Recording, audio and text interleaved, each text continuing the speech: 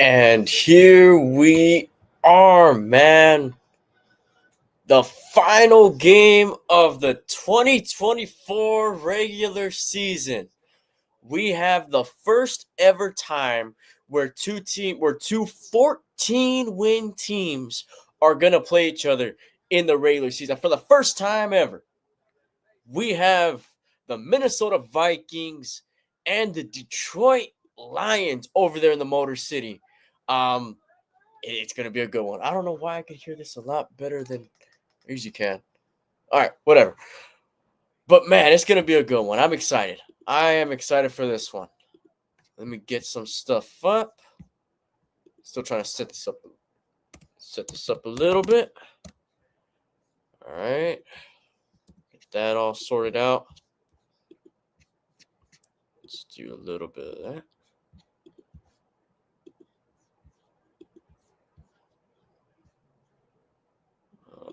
Okay. All right. All good. All good.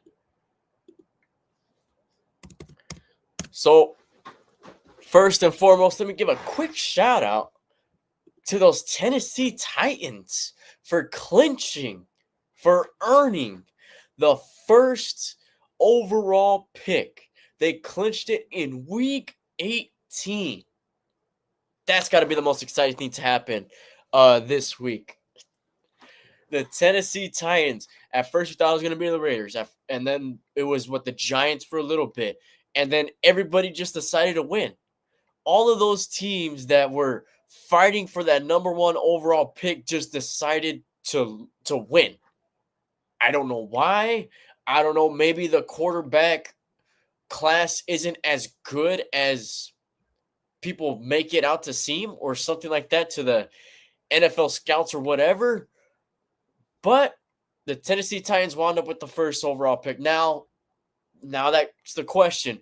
Who are the Titans going to try to pick up? Are they going to try to get Shedeur Sanders? Are they going to try to get a quarterback with that first pick? Are they going to try to trade that first pick? Are they going to try to get Travis Hunter, the running back from Boise State?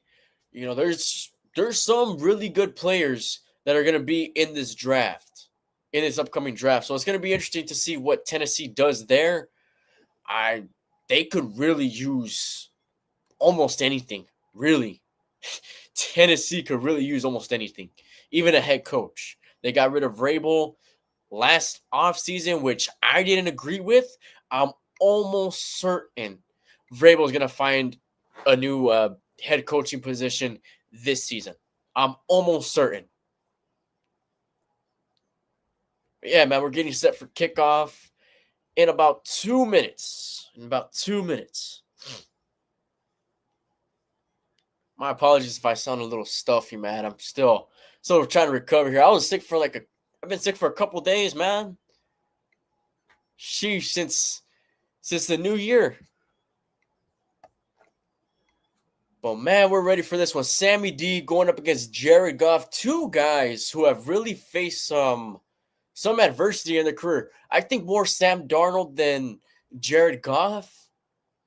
But yeah, I mean, both these guys have faced some adversity. Jared Goff, with being with the Rams, you know, he was supposed to be the franchise guy, the franchise player over there for the Rams when they first moved to LA. He was the first overall pick, right? I think he was the first overall pick that game. I'm pretty sure that year. And then obviously Sam Darnold with the Jets. I mean, nobody succeeds as a quarterback for the Jets, really. What's going on, Hectic?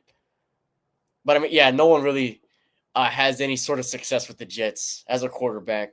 Not even Aaron Rodgers. Not even Aaron Rodgers or Brett Favre. And both of those guys are looked at as generational quarterbacks. And the Lions are wearing, in my opinion, probably the best uniforms in the NFL right now. I think they are.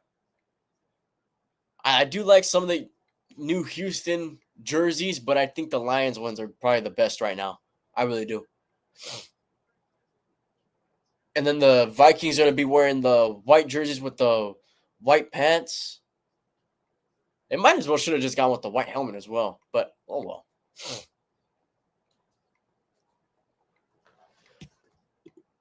trying to figure out other news in the NFL. I know the Dolphins, man, they wound up losing completely. They had a slim hope, but I mean, they couldn't even get their job done.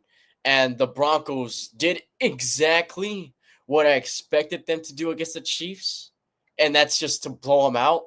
I didn't think they were going to shut them out, but they did. I mean, they look dominant, but again, it's against their backup. So I'm not going to boast them up too much. Denver did their thing, though. Denver did their thing. And Sean Payton has been having one heck of a comeback season because he was getting a lot of criticism last year. He was for benching Russell Wilson, all that other stuff. He was getting a lot of criticism, and now he's developed a quarterback who's looking like he could be a top quarterback in the league at some point in his career. Maybe even next season. I mean, Bo Nix is that guy. He really is. So the loser of this game is going to play the Rams at SoFi next weekend for the wild card round. So I do favor whoever loses this game. I really do. I mean, we'll see. We'll see. It's going to be a big storyline if the Lions play the Rams, of course, because you have that whole quarterback stuff. And I mean, the story tells itself. I would think the NFL would want that to happen again just because of that. Because the NFL and its storylines, it tries to be like the WWE a little bit. Just a little bit.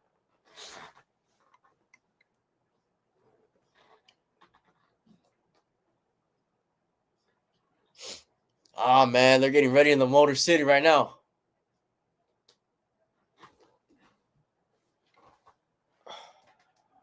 Ladies and gentlemen, earlier this week, the country experienced Are they going to do the national anthem? violence with a heartbreaking tragedy in New Orleans. Our hearts are with the New Orleans community, including the brave first responders. At this time, please stand and join in a moment of silent reflection in memory of the victims, their families, and loved ones.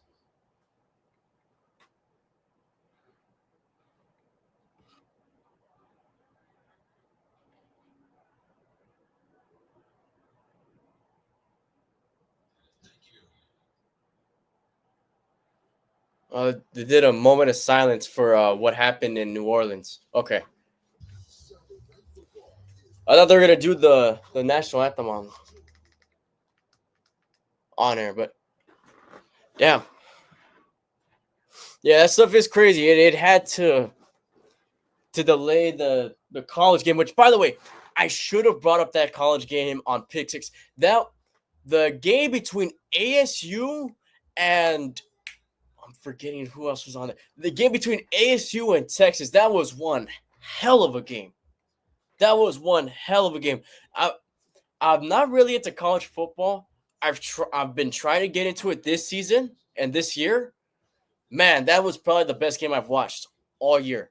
I know the Georgia versus, was it Bama? I think Georgia versus Alabama was a really good game, but yeah, that one was the best so far. There was some underwhelming games in that quarterfinal as well, like Ohio State versus Oregon. I thought Oregon was gonna run the table. I really did, and man, was I wrong. The funny part is, every team that I was rooting for the quarterfinals, they lost. so yeah, man. You better hope I'm not rooting for your team, for your college team. That's all I'm gonna say there. I know Notre Dame's gonna. Let's look that up a little bit. I forgot exactly the layout for the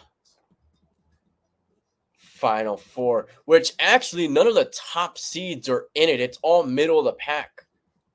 Well, I guess except for Texas. Man, it's not showing me here. What the heck? Oh, yeah. All right. So in the Orange Bowl, it's going to be Notre Dame versus Penn State, the 5th versus the 4th. That's on Thursday in the Orange Bowl. And then the Cotton Bowl Classic is going to be between Ohio State and Texas. Ohio State being the 6th, Texas being the 3rd.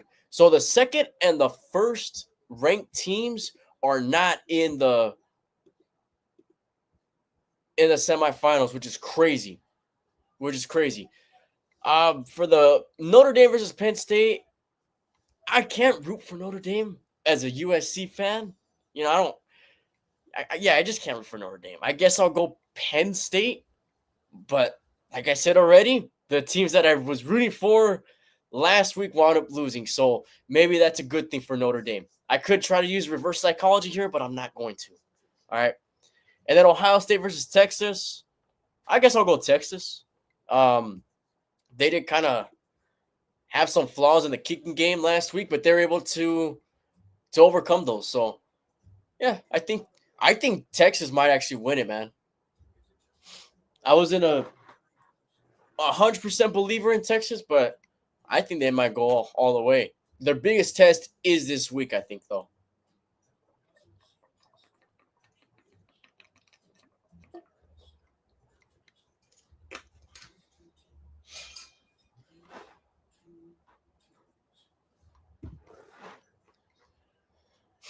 Sammy D. Where does Sammy D go after this season? Does he stay with the Vikings or does he get a real big payday somewhere else? Honestly, I don't know if the Vikings are going to want him back, and that's weird to say. That's weird to say because unless they're going to trade away McCarthy, a guy that they used their first round pick for, unless they trade him or they keep him, I don't know. As weird as it sounds, the way that the Vikings have been playing makes things a lot more complicated for them. But I guess it's in a good way, right? I mean, I don't think a lot of people expected the Lions to be in this situation right now. I definitely didn't. I thought they were going to be in a down year.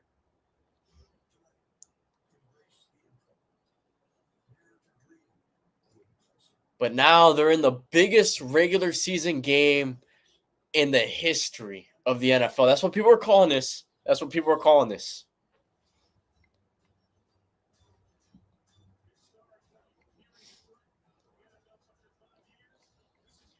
I do like how the two stadiums are right next to each other, how Ford Field and Comerica Park are right beside each other.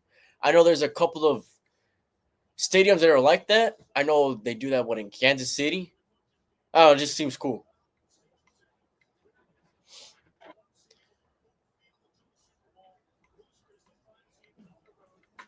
All right.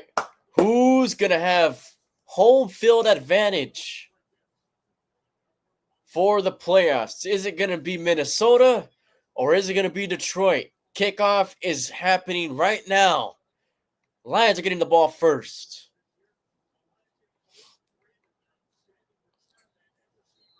Raymond and Reynolds awaiting the return. Let's see if it is going to be returnable. Biggest regular season game ever, and it's underway. And it looks like it's going to be a touchback, and it is. Down in the end zone, and out comes Jared Goff and the Lions offense. Now, Lions offense still without Montgomery, but they're still very much a threat. All right, it's really the Lions defense that has been having huge question marks this past couple of weeks because of how injured they are. Gibbs in the backfield on first down. It's a handoff to Gibbs, and he's able to get a short gain.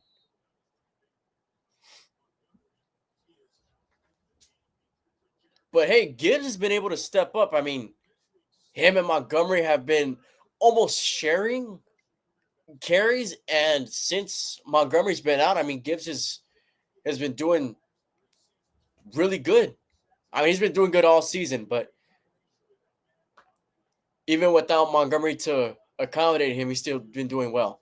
Goff on second down. It's a quick pass for a bit of a short gain right there to Williams. Hopefully this primetime game is better than last night's primetime game. Let's just hope that. So that's going to lead to 3rd and 5. Goff already warming up. on the sideline, throwing a couple passes. Brian Flores, by the way, has been doing a really good job as the Vikings defensive coordinator. You know, the Steelers could have had him as a defensive coordinator. They decided to let him walk. 3rd and 5. Goff all alone. Drops back. Has time. Throws the middle of the field. Complete. He tries to juke him out. Oh, he does. Gibbs able to get the first down. Wow, it looked like Gibbs was dead to rights right there. It looked like he was going to lose yardage. He ran backwards a little bit and was able to get past that defender. Good play by Gibbs. Usually stuff like that doesn't work out. Usually it doesn't. But the Lions are able to move the chains right there. Gibbs in the backfield once again on this first down. Play clock starting to run down a little bit. Play off. Hand off to Gibbs. He's going to try to break to the outside. Stiff arm, get off of me. He's still behind the line of scrimmage, though. Loss of a couple, man. Loss of about 2. There was just nowhere to go. So I'll say this. If Minnesota can stop the Lions' offense, I think the Vikings win. I do favor Minnesota. Even though it's in Detroit, I favor Minnesota because of how banged up the Lions' defense is. And it's been showing. It was showing last week against a struggling Niners team. Goff, another handoff. Very run heavy on this drive so far. And that's another medium gain. It's going to lead to 3rd and medium.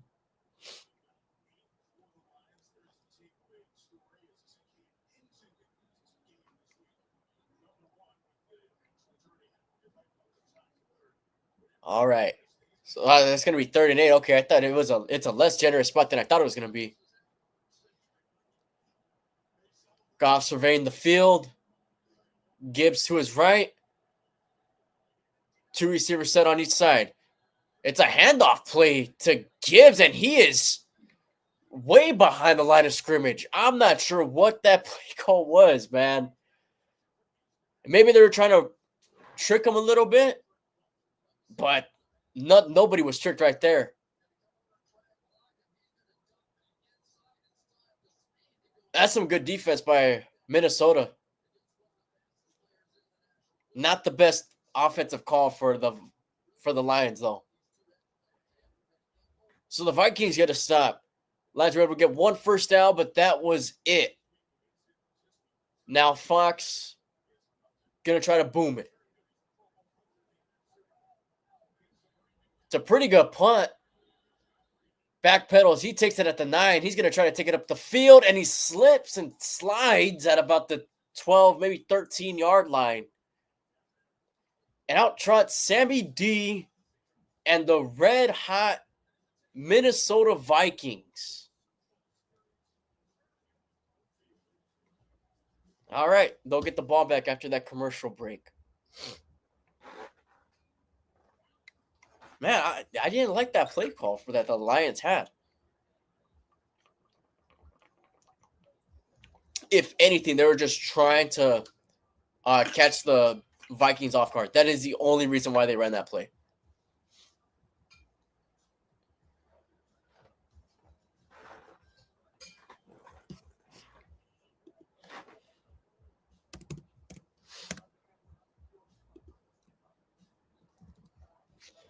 By the way, have the Chiefs gotten blown out like that in the Patrick Mahomes era?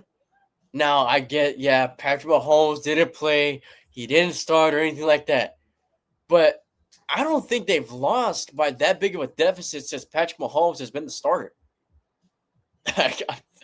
I'm just throwing that out there. I know he didn't start. I know he didn't play. All their starters were out. But still, it's just an interesting thing. It's still just an interesting fact or interesting question, I guess. But man, the playoffs are set for next week. Now we just have to wait for the schedule to drop. I'm not sure how long they're gonna wait for that. Hopefully not too long. I would like to think by halftime. I know they used to do Monday nights for the wild card weekend. I don't like that. I don't think that's a good idea. I never liked it. Hopefully, they don't do that again this year. I'm all for the Saturday and Sunday slates of football, but Monday nights, I mean, it's cool, another prime time game, but do we really need a Monday night game for the playoffs? I don't think so.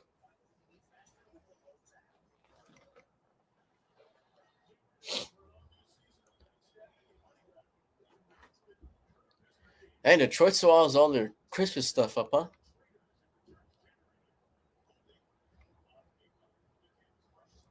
Yeah, I'd assume it's the last week that they're probably going to have it up.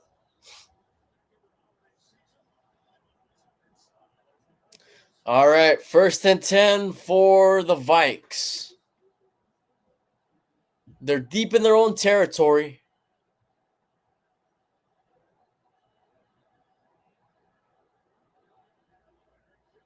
The handoff play to Jones. Jones has some room to run. He gets past the 20, down at about the 22 for a solid gain right there for Minnesota.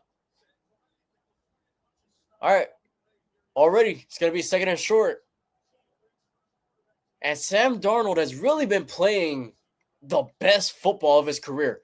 Darnold in shotgun, drops back, has to get rid of it. He does, middle of the field, complete for a Vikings first down.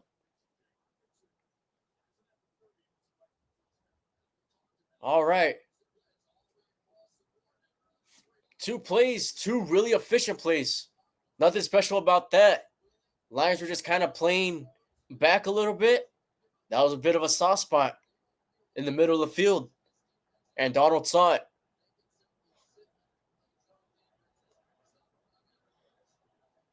Jones in the backfield once again. 2 receivers to the right. Play action. Donald gets it out to Jefferson. Jefferson gets past 1 defender. And he's fought down. That's getting about 5 on that play.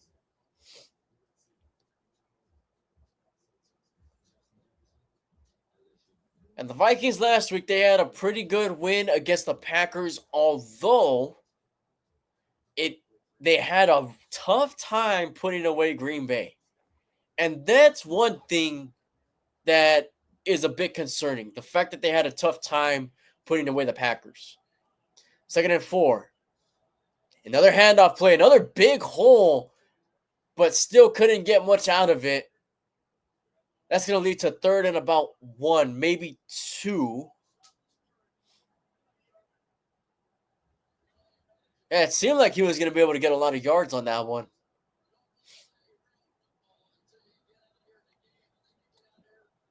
But there was a Lions defender waiting for him on the outside. All right, they're going to say 3rd and 2. Darnold drops back, throws it, check down to Jones, and that's going to be an easy first down for Minnesota. And he didn't even have to go through his progressions. He just looked right to his running back, and he was open.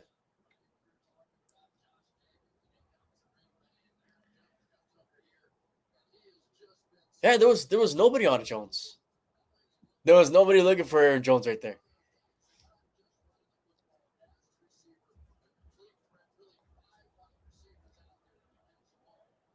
All right, another first down for Minnesota. Now they're getting closer to Detroit territory. Pitch play to Jones. Jones takes it closer to midfield. That's another solid gain for Minnesota, man. Hey, these Vikes are moving the ball. They are.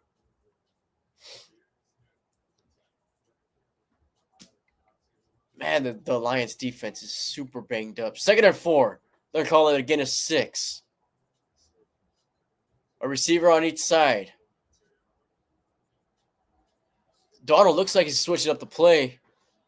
Let's see what they run. Looks like somebody jumped. They're going to say false start. Oh, man.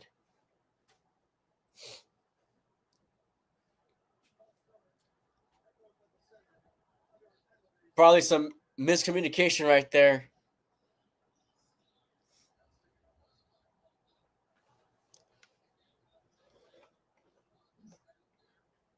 Hey, I was barely able to tell that he moved.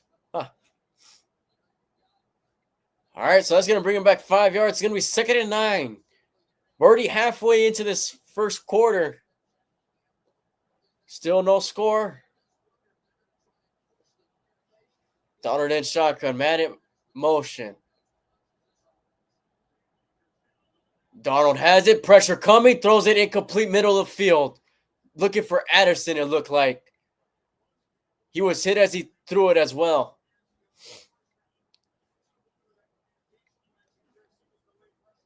And one thing you don't want to do if you're Minnesota, it's let the crowd get into it.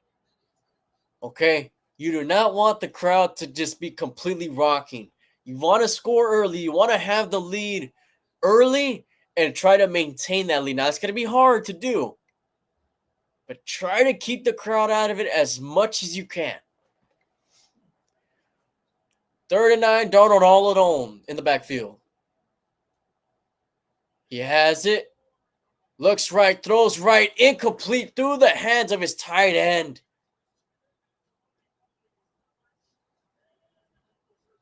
Man, that's going to lead to a punt right there.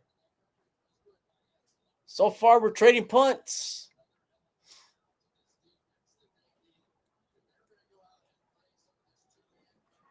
But it's just a matter of time before one of these offenses makes a big play.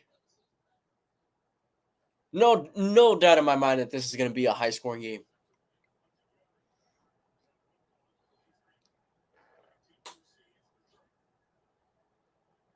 Right with the punt.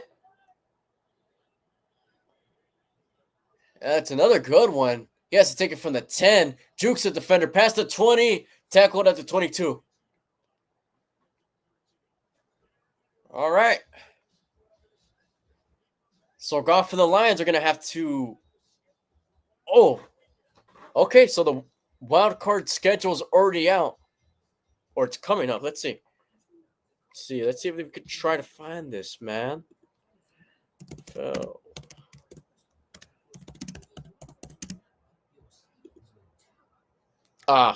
Okay, so they haven't dropped it on YouTube yet. Or on YouTube, on Google yet.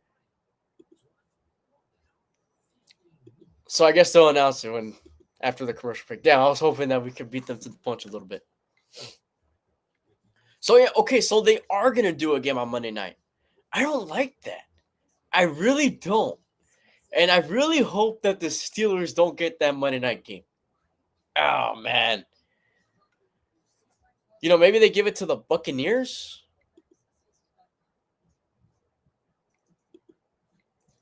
That could be a good one. The Chargers and the Texans? I don't know if they're going to give them prime time either. I mean, the Chargers deserve prime time. I don't know, man. I just feel like that game could be a blowout. Favoring the Chargers. I think the Chargers are going to beat the Texans. Unless the pressure's too much for Herbert in that game. That is the only way I could see the Texans winning. Okay, Herbert doesn't have a playoff win yet. He's been to the playoffs, once or twice? He doesn't have a playoff win, though. So that's something to keep in mind before making picks or anything like that. But I still favor the Chargers. They should win. They're looking like the better team. Houston, on the other hand, they started off all right, and then they just haven't been playing good ball. They look decent against the Chiefs, I guess, and then against Baltimore, they got completely dominated. All right. Wow. Okay, so we got the Chargers and the Texans opening the Saturday slate. The Steelers get a prime time game on Saturday night.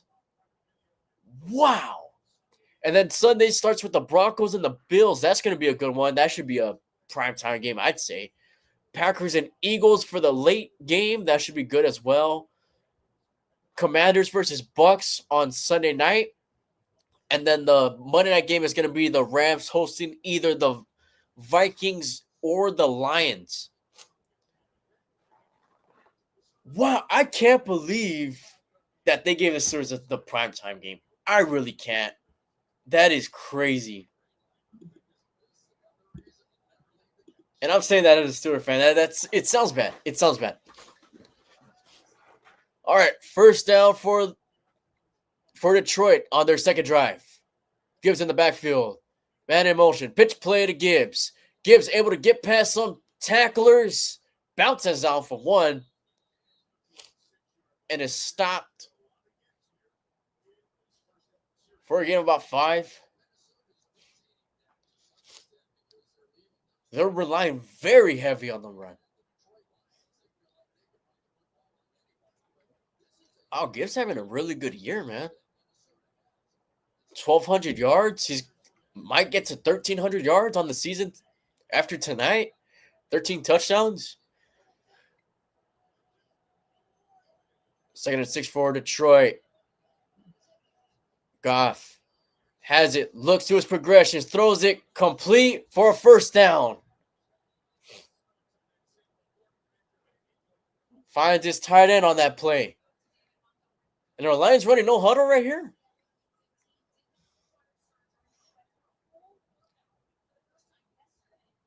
Oh, they're running no huddle here. Okay.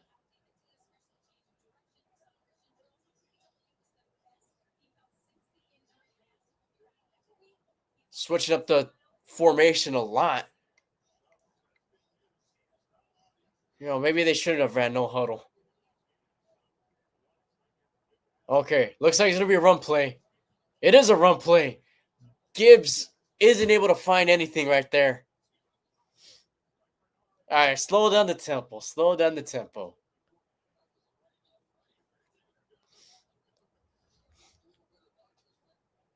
I actually like trying to do the no huddle, but man, that did not work.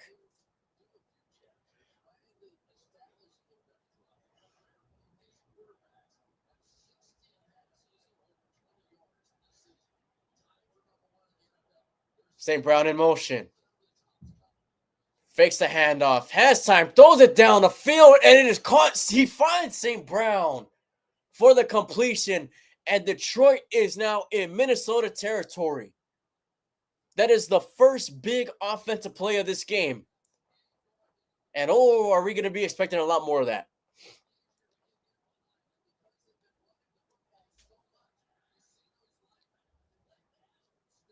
First and 10. Goff drops back. Still looking. Trying to avoid pressure. Throws it. Incomplete. Was looking for his receiver there once again.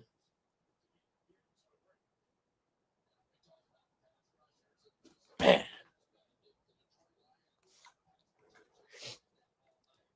What's the likelihood of both these teams scoring plus 30 or 30 plus points? I think so, man. I mean, it's starting off slow.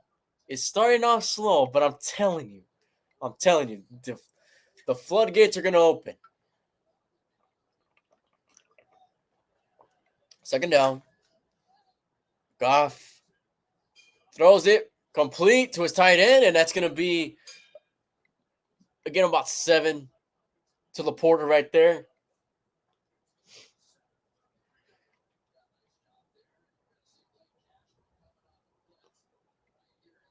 And is Detroit the most exciting team to watch? I'd probably say so, right?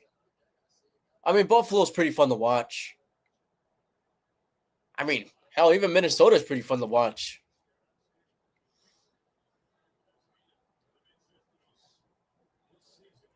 All right, Reynolds in the backfield here.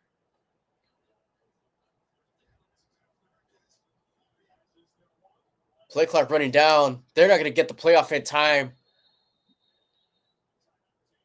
Oh, they call timeout. Okay. Yeah. Yeah, they just weren't set.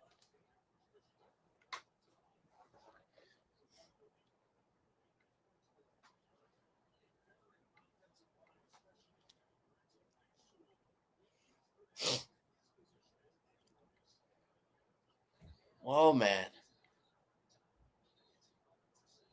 You know what? I think the best game or the most evenly matched game for next week is probably going to be the Commanders and the Bucks. I do. I think so. I think that's the most competitive game. But don't sleep on the Broncos, man. Do not sleep on the Broncos. They're a 7th seed, but you know what? They got some talent, man. They do. With the veteran head coach as well. I mean, the rookie quarterbacks don't really do too well in the playoffs, but that's the one flaw, I guess. The handoff play to Reynolds. He's breaking it to the outside. He gets the first down and a stiff arm going out of bounds, but there's a flag. Is this going to come back? It's holding on the offense. Yep.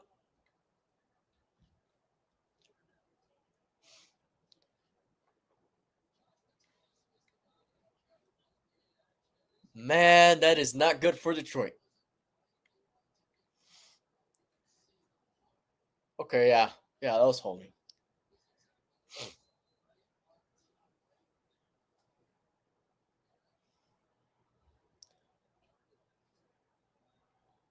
So instead of 1st and 10, it's going to be 3rd and 12. We're inside of 3.5 minutes left in the first. You have 3 receivers bunched up on the right side. Okay, St. Brown moves to the left. Gets the snap off in time. Goff looking, throws it complete. And that's going to be short of the marker. He hit Patrick right there, but he's still yards away. And here is the exciting part. Dan Campbell. Is Campbell gonna gamble? 4th and 5. Offense is still out there. Lions offense ranked 5th in 4th down conversions. It's a short 5 yards, but still going to be tough. Do they run this play? They do. Goff has to get rid of it. He does.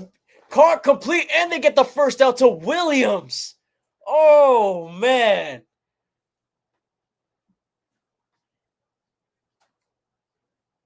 Campbell, that is Campbell's game right there. All right. If you're going to stop the Lions offense, you're going to have to get a turnover. It's really like they play Madden. Because when you play Madden, you never want to put the ball away or kick a field goal. You try to go for it on 4th down every time. All right, they give it to Gibbs. Gibbs has a wide open space. He breaks a tackle. He's going for a house call touchdown. Detroit. Gibbs with a nice run. And it's the Lions that score the first points of the game.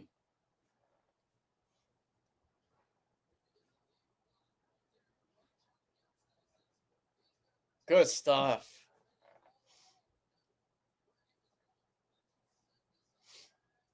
A little bit of a misdirection.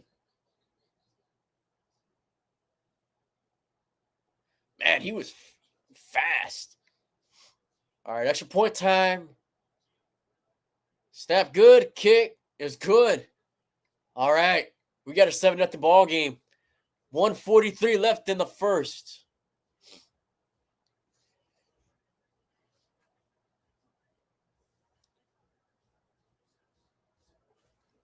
All right, so let's break down this wild card schedule again, if it's on here yet, and it's not. Okay, let me check to see if it's okay. It is. All right. So Chargers and the Texans is going to be on CBS. Yeah, I don't think that's going to be. You know what? That might be I'm not going to say the worst game. I really do see the Chargers doing a number on Houston. I hope I'm wrong. I like Houston. I think the Texans are a really good team. Their head coach is really good. CJ Stroud has just had a really down year. And they're injured as well on offense. The receiving core is very injured. And then the Steelers and the Ravens on Amazon Prime. You know what? I think they did that They did that because Ryan Fitzpatrick said that the Ravens were going to win the AFC North, and he was right. Maybe that's why they're doing that game on Prime. So that Ryan Fitzpatrick could tell everybody that he told us so. But wow, not looking forward to that game. Broncos and Bills at 10 o'clock. It should be cold. It really should be. And that's not going to be too big of a factor for the Broncos, I don't think, because it does get very cold in Denver as well. It even snows in Denver. So weather shouldn't be a factor for either of these teams because they should be immune to it. Packers and Eagles at Philadelphia. Did the Packers drop down to the 7th seed? Yeah. Wow, Green Bay. They lost to the Chicago today. And that's how they started the season. They started the season against the Eagles in Brazil. Yeah, I think the Eagles, I favor the Eagles now in this one. I do. The first time I favored Green Bay in the opener. But man, it's gonna be in Philly. I would assume Jalen Hurts is gonna be playing.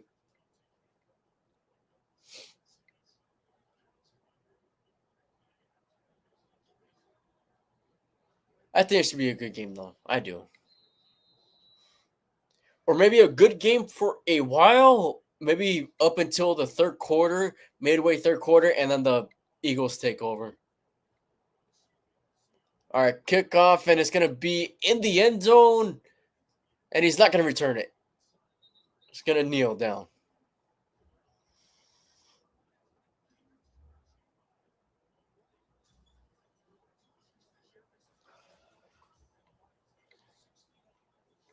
Oh yeah, man. If Detroit was healthy this year, I think a lot of people would favor them in the NFC. But man, it does bring up a lot of questions since they aren't.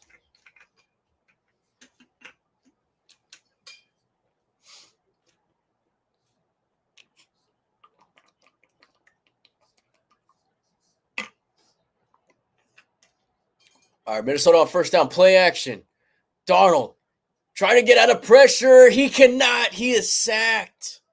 Oh, that is a huge loss on the play.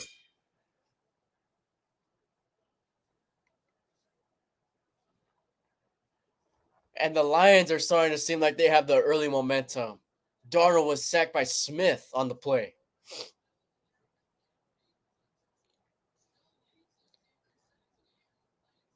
He couldn't get out of that. It looked like he was trying to throw it away for a second, but he just couldn't get Smith off of him. It was a loss of 17, so it's going to be 2nd and 27. They got to get the snap off as well. Darnold in his own end zone to take the snap. Pressure coming. He throws it in his own end zone. Check down to Jones. Jones actually able to get quite a few yards on the play. It's still going to wind up being 3rd and long. Wow.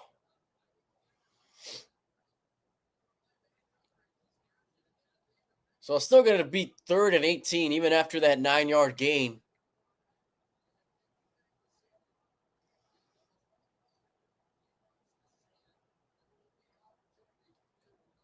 First quarter is starting to wind down. They are going to have to run a snap before the end of the quarter, though. Jones moves to Darnold's right. Right. Darnold is going to throw it downfield. Incomplete. Oh, that would have been a first down. That should have been a first down. That should have been a first down. He had his man open and everything.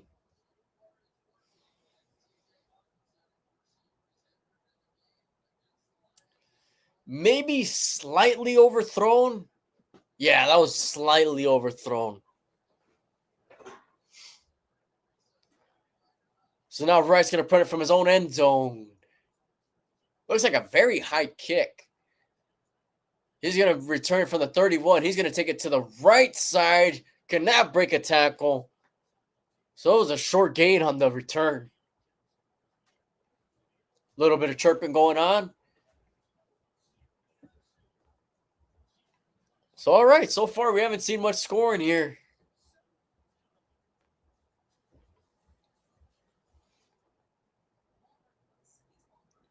Yeah, what is up with the Packers?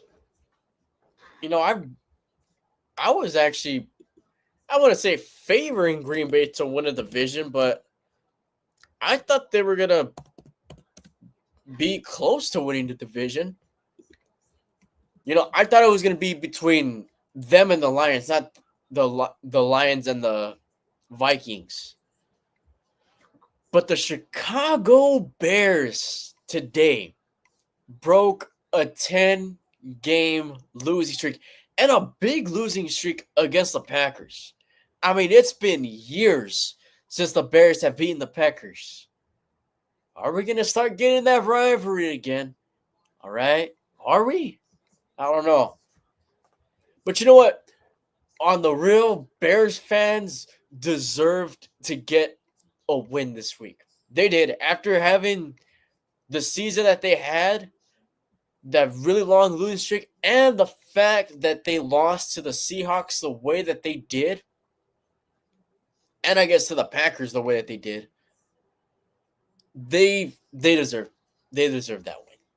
The Bears did, and the Bears fans as well.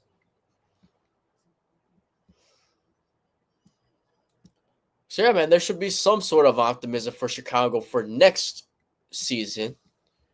Finish up 5-12, very much underachieving. Get an offensive line, and I mean, maybe you could do something. It's not like Caleb Williams is a terrible quarterback at the NFL level.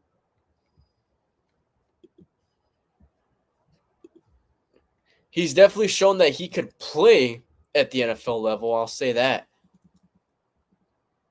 Maybe not to what a lot of people have expected him, but I mean, it was only his first season.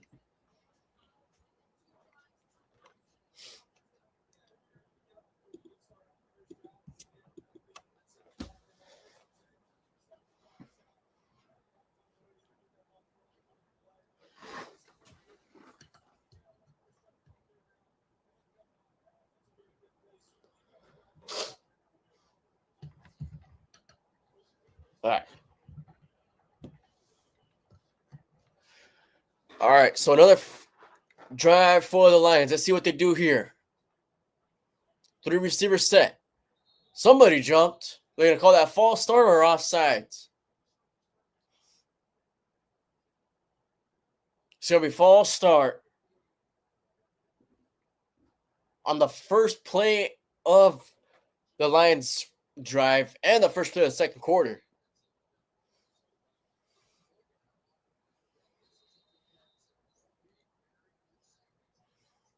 All right, so that put him back 5 yards. Lions bring a different set. Bit of a delay handoff to Gibbs. He's able to take that to the 29.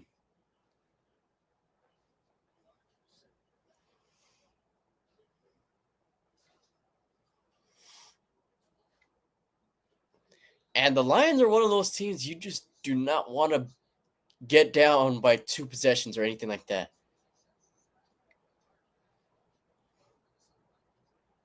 That's how good Detroit is. I mean, even though they're very banged up, they're still a really good football team. St. Brown in motion. He looks that way. Oh, Gibbs gets decked. I don't know. Goff shouldn't have thrown that ball.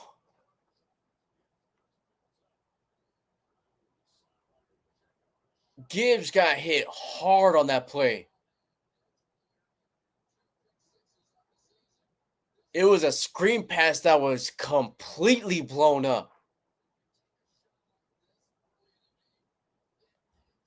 Oh yeah, no, that wasn't good. Big loss, 3rd and 20. Goff couldn't avoid pressure. He gets sacked. Just some 2 bad plays for Detroit right there. And Minnesota trying to gain some life here.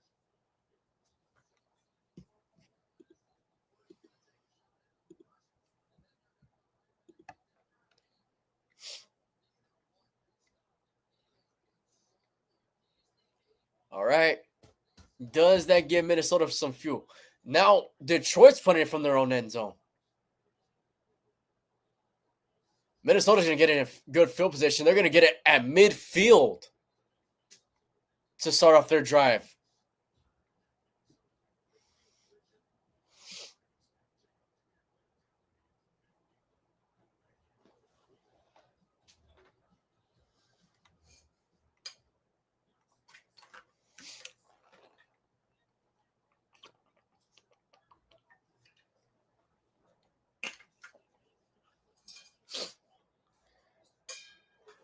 Whew.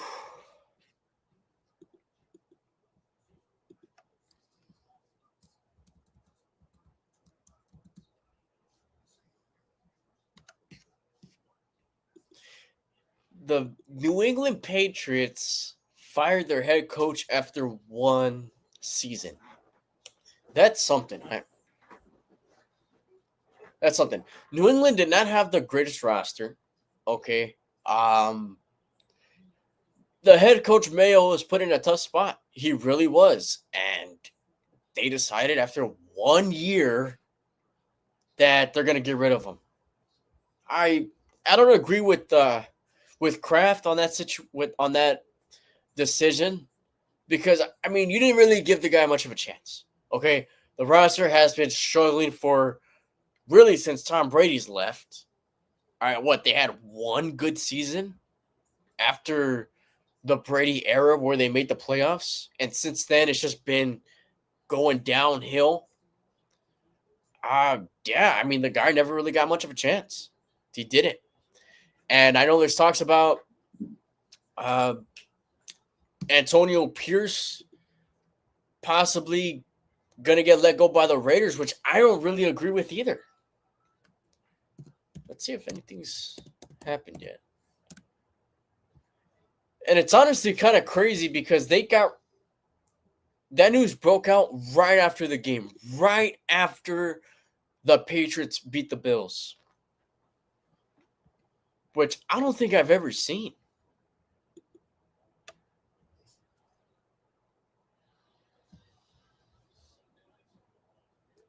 All right, so yeah, there's no news. I mean, it's rumors. Are they completely true? I don't know. Honestly, I kind of hope not. I would like to see what Antonio Pierce can do for the Raiders. Because again, that's another guy that was put into a rough situation. The Raiders, I think it was a better situation that Antonio Pierce was getting himself into. Some things just didn't work out. You had that whole Devontae Adams situation, which, I mean, I guess he would rather be with the Jets and the Raiders, which how much of a difference is that? Not very much. First down from the 50. Donald trying to make something happen here. The handoff play, that's maybe a gain of a yard, if that.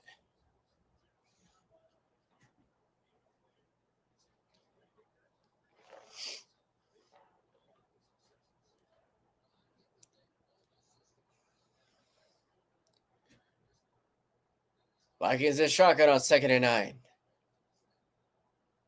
Darnold has some time, throws it to his tight end, complete middle of the field. He's down at about the 35.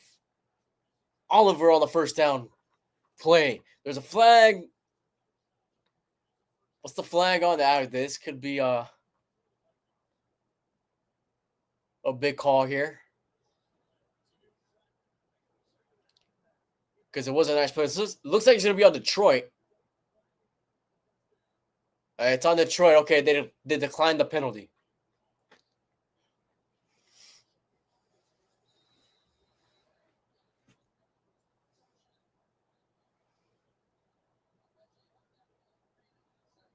So they're gonna try to throw it towards the end zone here. Let's see what they try to do.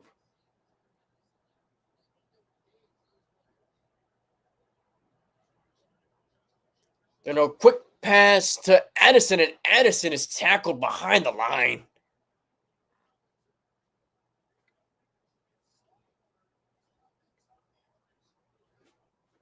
And Minnesota trying to go no huddle again, even after that blown play, which is actually pretty interesting.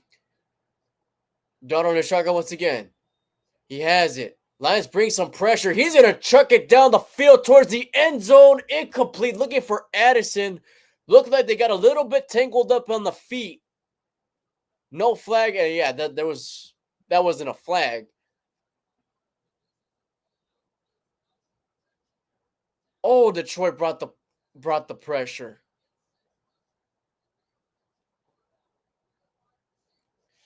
No, it looks like he just overthrew it a little bit. Maybe Addison miscalculated it a little bit as well.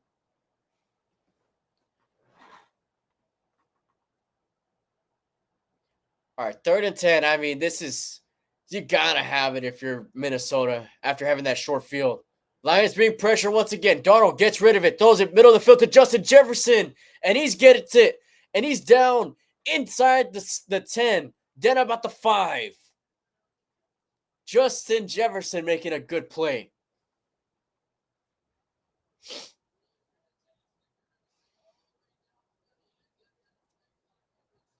Detroit trying to make Sam Darnold feel uncomfortable. Trying to make him feel unwelcome.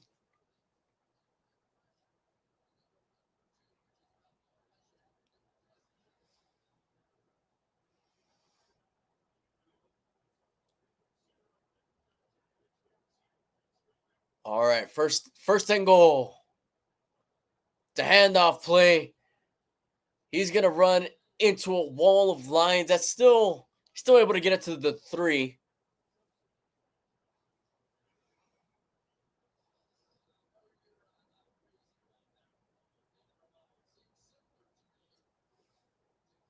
All right, come on. Come on, Sammy D.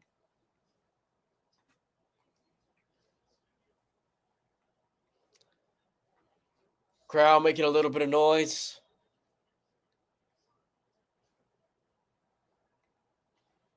Looks like there's a timeout called by Minnesota.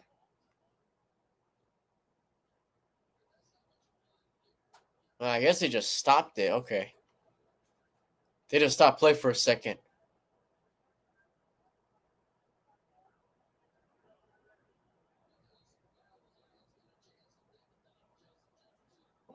All right. Darnold looks left. He's going to scramble left. He's going to chuck it. He just throws it away.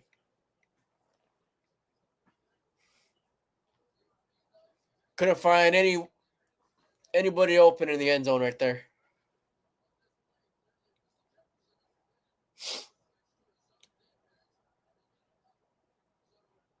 Yeah.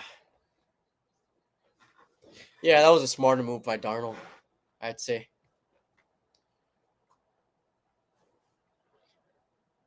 Third and goal. They need 3.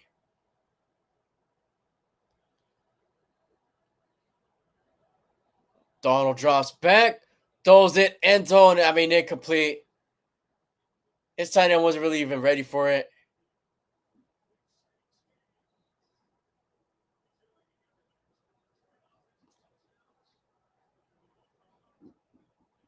He just kind of threw it up there. That's really what happened. I was just hoping that his tight end was ready. All right. Minnesota are going to go for it on 4th and goal. All right. Both teams are gambling here. They go for it. Darnold looking through his progressions, throwing it end zone, looking for Jefferson, could not get it complete.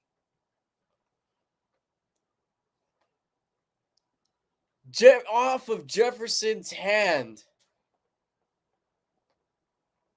And Detroit gets a goal line stand.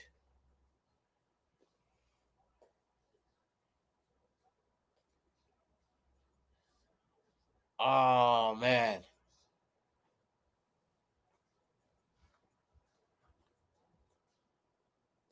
Dan Campbell said, no, that's my thing. Going for it on 4th down is my thing. That's why the Vikings didn't go for it.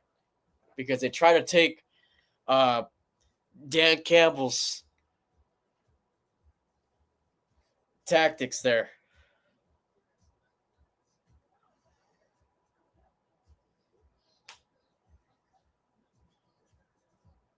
All right.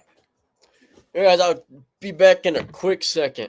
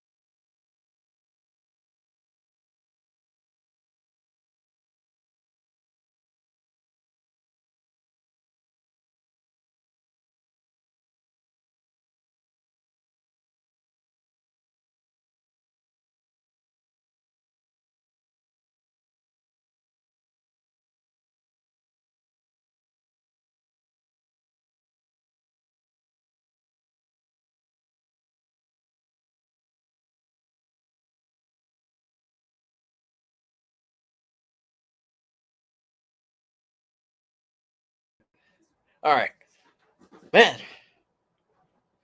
I want to say I feel sick, man, but I've been congested now for a few days. It's a little annoying. It's a little annoying.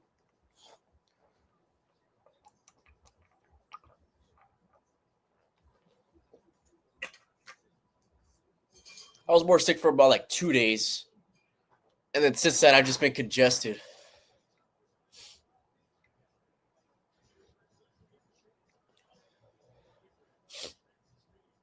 That's a nice gym.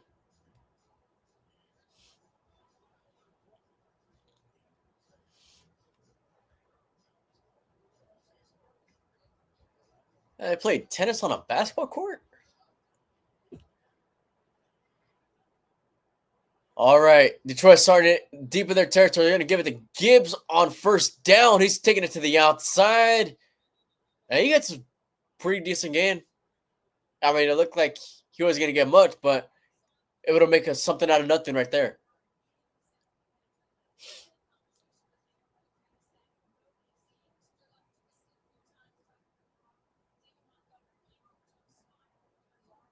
Yeah, man, Gibbs right back in there after taking that hit. So shout out to him. 2nd and 5. Gives it a backfield once again. Detroit has the receiver on each side. Fakes the handoff. Goff in his own end zone just gets rid of it. Throws it to the ground. All right, they're just going to call it incomplete. No flags are thrown or anything. All right, now they're pointing a little bit. Referee's talking it over.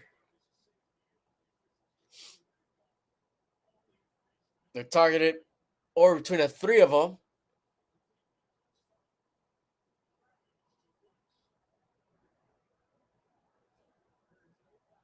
Okay. No, they're not calling intentional grounding.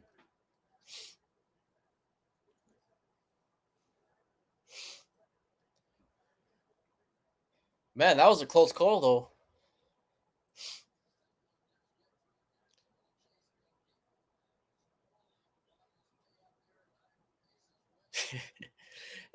There was one time, was it in NFL Blitz or something? Oh, 3rd and 5. Goff drops back, throws it complete. Let's see if they mark him short of the first. They're going to give him the first. All right. There was one time, I think I was playing NFL Blitz, right? With my brother. And it was on the PlayStation. It was the PlayStation version. So I just threw it to the ground, hoping that it would just be incomplete. And I threw it right at one of his defenders. He didn't want him getting an interception. that was funny. First down, handoff to Gibbs. He's gonna get up the middle of the field, and no real success right there.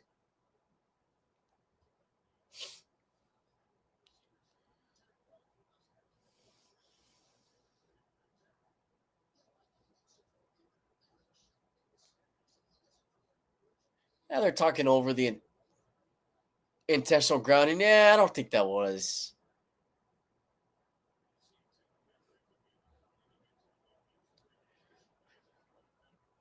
2nd and long for Detroit.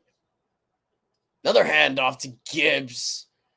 Or I'm sorry, to Reynolds, and he's able to get about 8 on the play.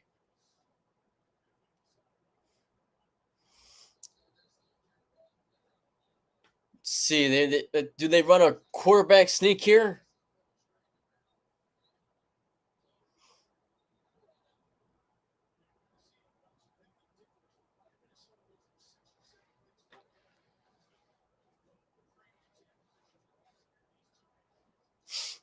All right, we're starting to approach that halfway mark in the 2nd quarter now. Looks like it's Reynolds back there. Tight end in motion. They're going to give it to him. And he's well past the 1st down marker. It was easy 1st down for Detroit.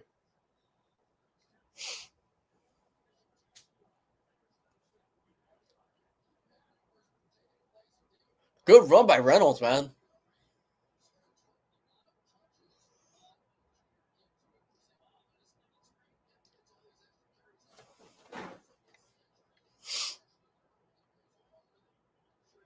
All right, Detroit's starting to move the ball again. Goff fakes it. Gonna have to get rid of it. He does. Oh, throws it intercepted.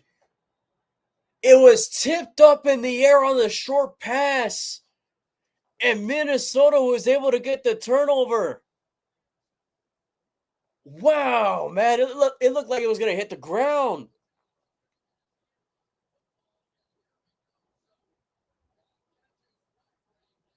That's some good defense right there. They knew they were going to go to they knew Goff was going to go to Reynolds. It was too easy. It was too easy. Goff didn't really have anywhere to throw it. I mean, he probably could have just taken the sack, but there was really nowhere else to go with it. Even if you try to throw it away, the Vikings defender was right in his face. So now Darnold gets it 1st and goal to start their drive. He's alone in shotgun. Darnold has it. Has time, throws it, end zone. That's almost intercepted, but it's dropped. Oh, man. That could have been a costly mistake by Sammy D right there. Instead, it was a mistake by Robertson.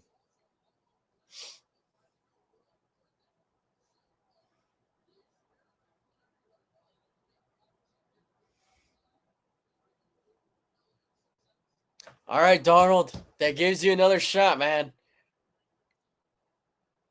Got to brush off. Let's see if they try to run the ball. I think they're going to run the ball here after that. No, it's a play action.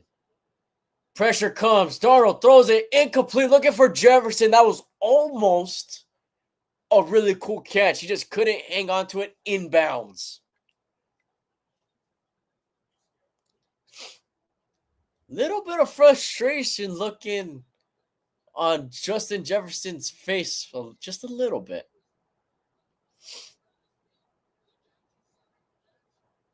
Him and Darnold haven't really been having that connection so far in this game. He's had that one nice chunk play so far, but that's really been about it.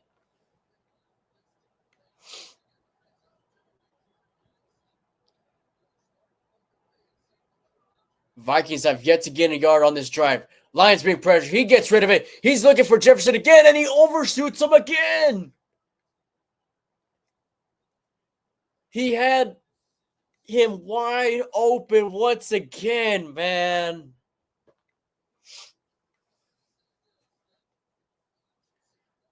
Good route running. He was looking towards the corner of the end zone. Wow, they were not able to get a single yard. It was pass, pass, pass. And now they're going to settle for a field goal. 25-yarder. Kick is up. Oh, that was a lot closer than I thought it was going to be. It's still good. So that trims the Detroit lead to 4. at 7-3, 6:35 left in the second.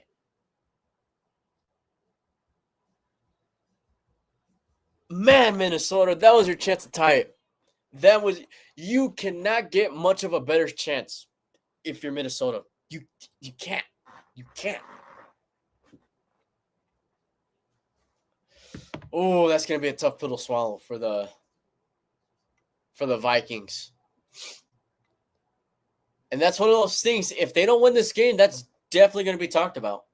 The fact that they weren't able to cash and not even get a yard on that drive where they started first and goal from what, the 6?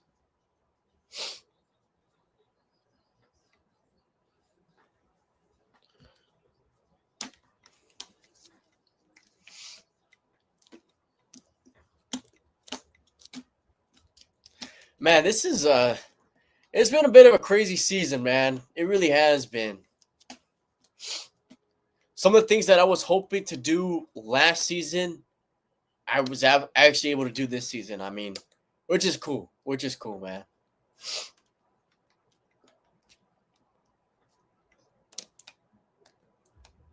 I wasn't able to go to a Steeler game this season, but looks like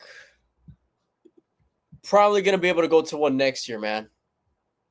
Or next season. I'm making it seem like it's not in 2025 or something. But, I mean, they just didn't play out here at all this season. Usually, well, not usually, but, you know, since the Chargers are in the same conference, you know, sometimes they play out here, sometimes they don't. They actually played the Chargers, but it was out in Pittsburgh.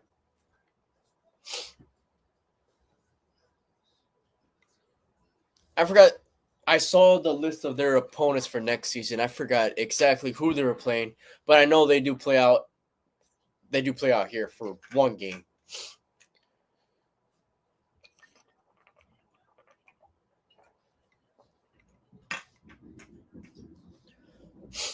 Which I'm also still trying to make a trip out there to Pittsburgh, which I don't know. We'll see.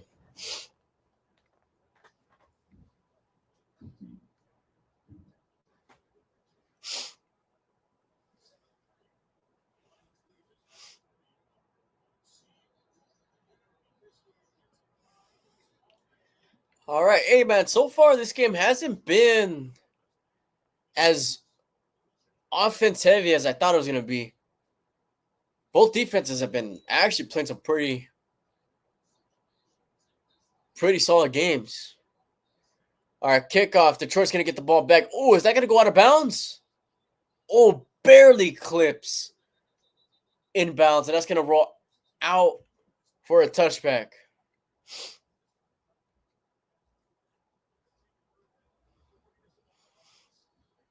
Oh, Barry Sanders in attendance, huh?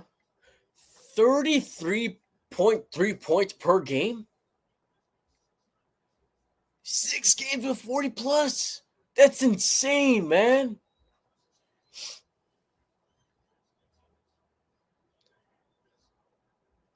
With those numbers, they got to be looked at as one of the best offenses ever, right?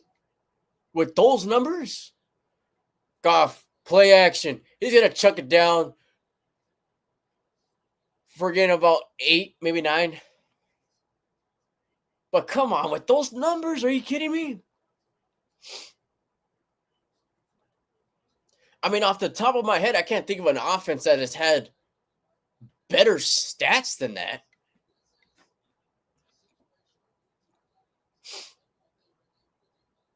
Oh, yeah, man. We got to be seeing one of the best offenses ever. If not the best. Another play action. He's going to throw a middle of the field to St. Brown for a first down. Still on his feet, now down at the 49.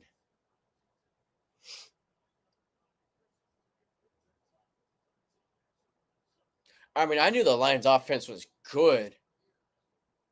I guess I just didn't realize that they scored 40 that many times.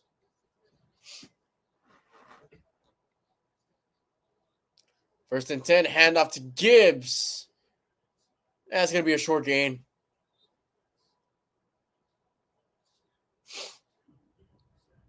Another offense that's really good is the Bengals offense. They are. It sucks that they didn't make the playoffs. I'll even say that. It's just one of those things. They started off slow and it wound up biting them at the end. That's just what happens sometimes. They wound up playing some pretty good ball down the stretch. Good win streak. Gibbs gets a handoff and gets another decent gain. It's gonna be third and short. But yeah, I mean the Bengals were just happened to be one of those teams that they always struggle in the beginning of the season, which why does that happen? I don't really know. It definitely wasn't a rebuilding year. It wasn't looked at as a rebuilding year. It was a loss year for Cincinnati. 3rd and 3, delay handoff to Reynolds. This is gonna be a close one. It was very close to the mark to gain. They're gonna mark him short. They're gonna mark him short in the first. So it's gonna be 4th down. All right, we know what's happening here. 4th and inches. And what else is Dan Campbell gonna run here, man? Offense is out there. I've never seen a head coach so aggressive, but you know what? I'm all here for it. I'm all here for it. Oh, they're gonna throw a challenge flag.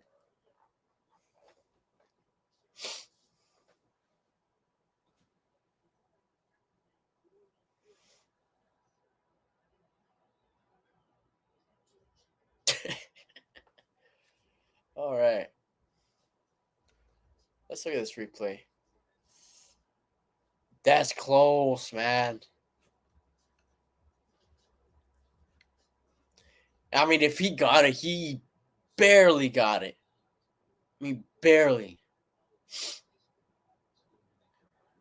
But yeah, Cincinnati, it's just they started off bad. It's just they were also unlucky this season. Okay.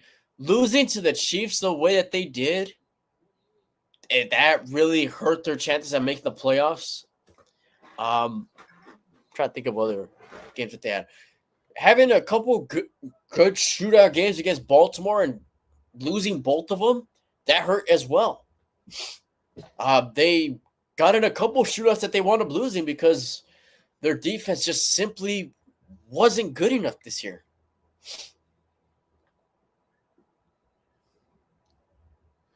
And Joe Burrow had really put up MVP type numbers this year. He's not going to be in the serious conversation because, I mean, they finished 9-8 and they didn't even make the playoffs.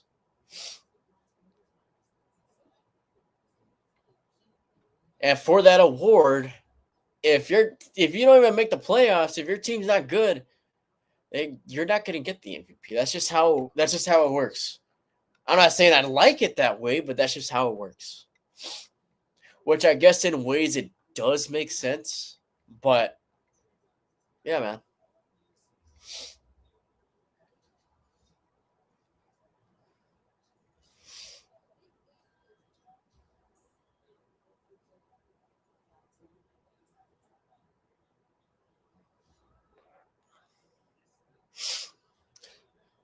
Okay, interesting.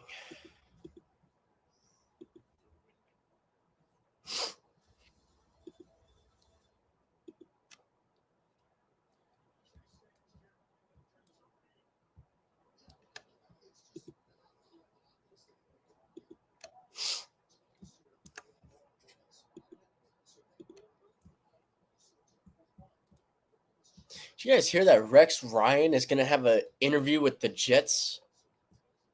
Rex Ryan was a head coach for the Jets not a long time ago, but for some years ago. Oh, shoot. All right, 4th and inches. Play action. They're going for it. Throws middle of the field. Incomplete. That might have been deflected. And this time, it doesn't work out for Campbell and the Lions.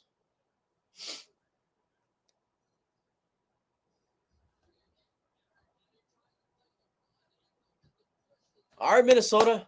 All right, you got to. That was a big stop, man. Oh, yeah, that was tipped. Thought that looked a little weird.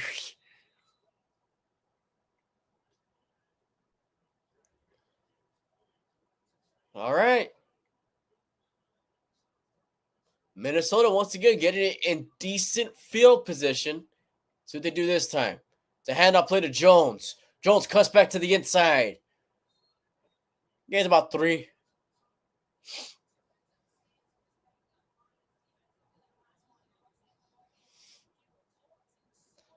Man, Minnesota struggling against what seems like a struggling Lions defense. And Minnesota can put points up. Maybe not to the extent as Detroit, but they can put points up. So could be a bit of an off-night play action. Darnold avoids pressure, spins, tries to get out of the pocket, able to get a short gain on the play. Tackled out of bounds. Sammy D showing off the mobility right there.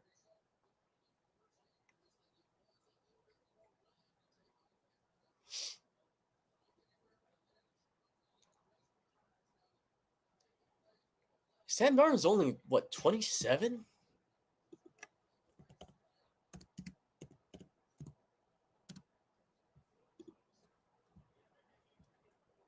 Yeah, Sam Darnold's 27. Man, he's been in the league for a long time. At least that's what it feels like.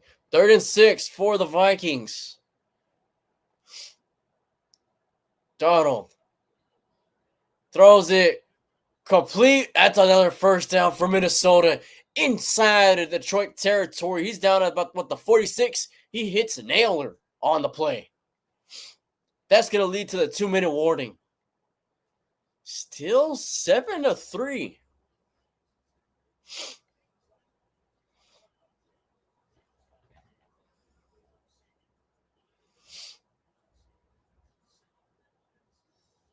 And is it more of the Lions defense playing good, or is it a little bit of some miscommunication, maybe a little bit of miscues from Detroit, from Minnesota? Yeah, like it could be a little bit of both. It kind of looks like a little bit of both. I'm not going to discredit the way Detroit's been playing defensively.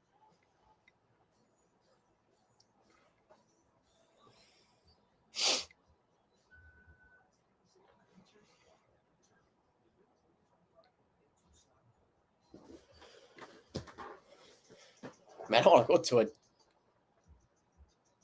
place that looks like that.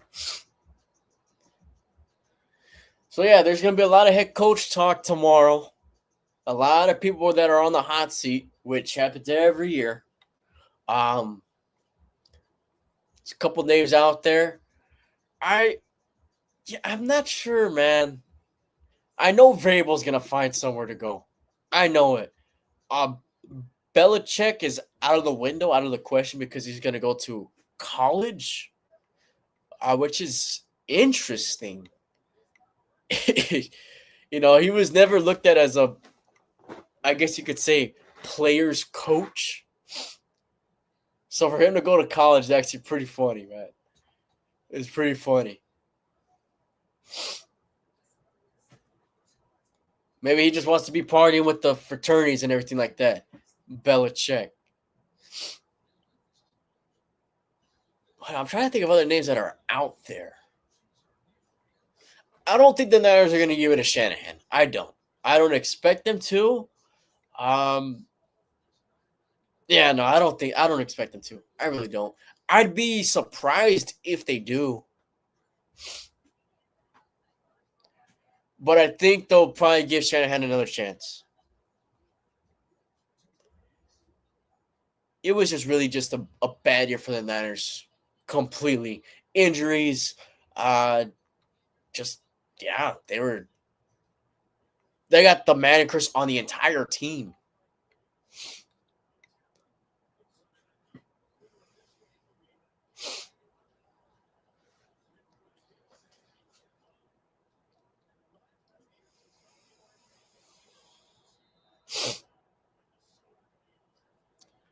All right. 1st and 10. First play after the 2-minute warning. It's a handoff play to Jones. Jones spins. Now he's running to the inside. And he's down at the 31. Nice improvise by Jones, man.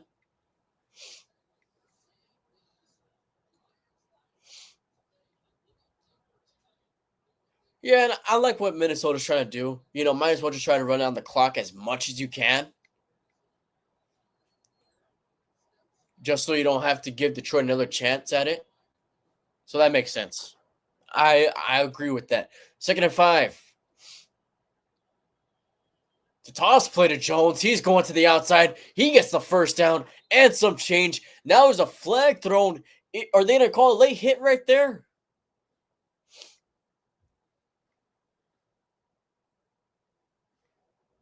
That might be a bit of a late hit. It was thrown right as Jones got hit, so that's what I'm assuming.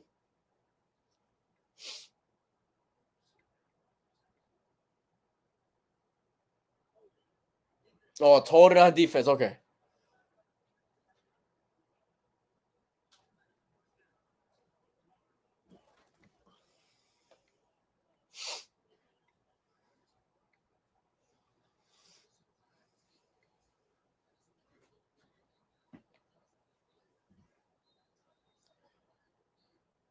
All right, Minnesota moving the ball once again. They just haven't been able to put points on the board. This is their 3rd time in the red zone. They only have 3 points. Jones moves to Donald's right. 3 receiver set. It's going to be another handoff to Jones. He gets stopped.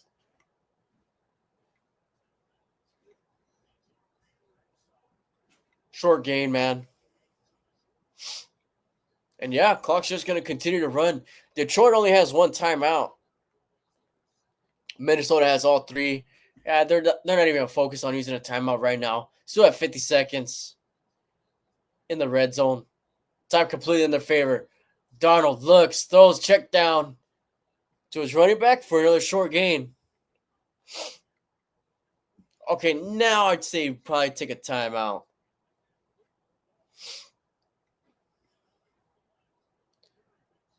Now they're only 30 seconds. Really taking their time. Okay, now they took a timeout, I believe. Yeah.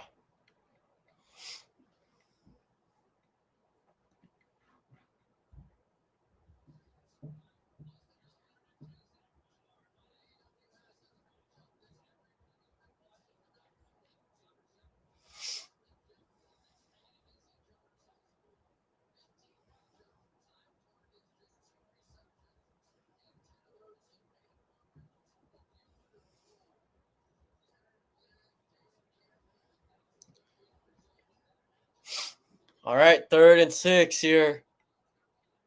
Man, if Minnesota doesn't get into the end zone here, that's going to be tough, man.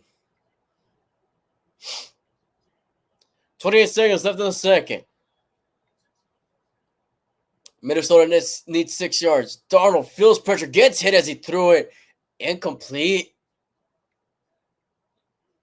Wow, this Vikings offense is struggling when they get to the red zone. 0 for 3.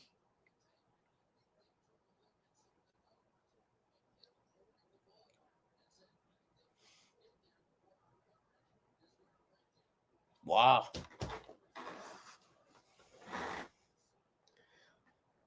So another chip shot field goal for Minnesota.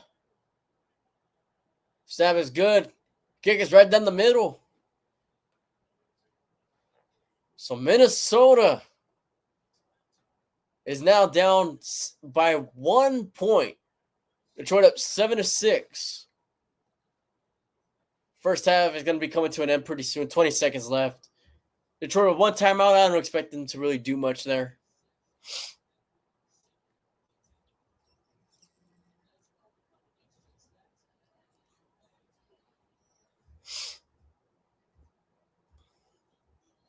What game do you guys think is going to be the most exciting of the playoff or for wild card weekend?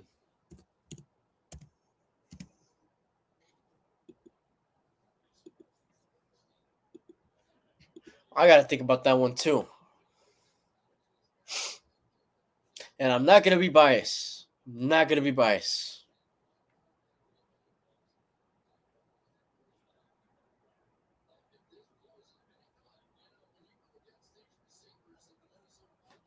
Yeah, so far Detroit's been able to contain Jefferson for the most part. Other than that one play, really. Not many defenses are able to do that. All right, kickoff looks like a bit of a squibber. That goes out of bounds. You can't be giving gifts like that to Detroit.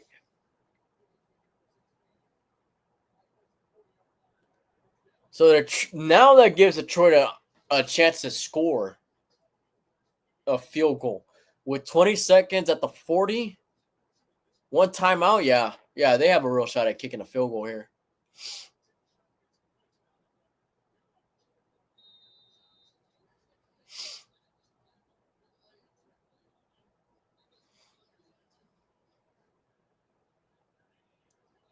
They might try to work the corners or just a deep ball middle of the field here.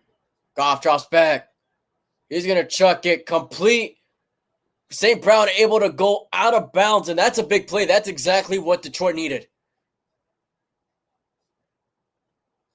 Goff to St. Brown for the first down. Still 15 seconds. Didn't have to burn a timeout there. Already close to field goal range if they're not in it already. Yeah, that's going to be a long field goal, so maybe just outside of field goal range.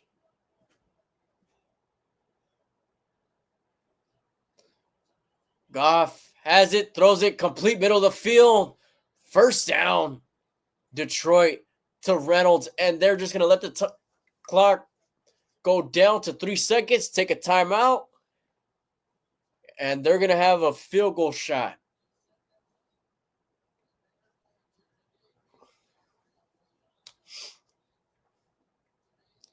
Let's see what Bates could do.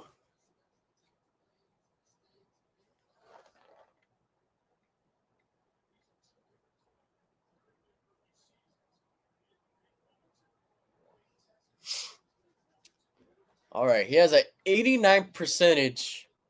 His longest of the season was 58. Remember, he had that crazy made field goal, walk-off field goal against Houston a little earlier in the season. Not super early in the season. A couple of weeks ago, I'd say. At least it feels like a couple of weeks ago. Where it went just barely in. This one from 48.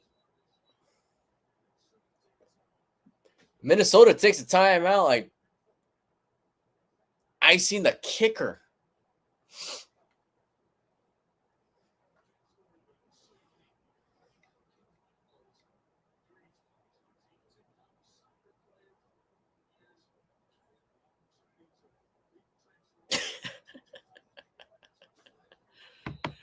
Oh, man.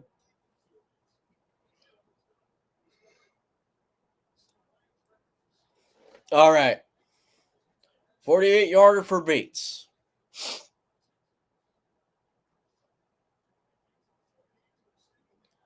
Snap looks good. Kick is good as well.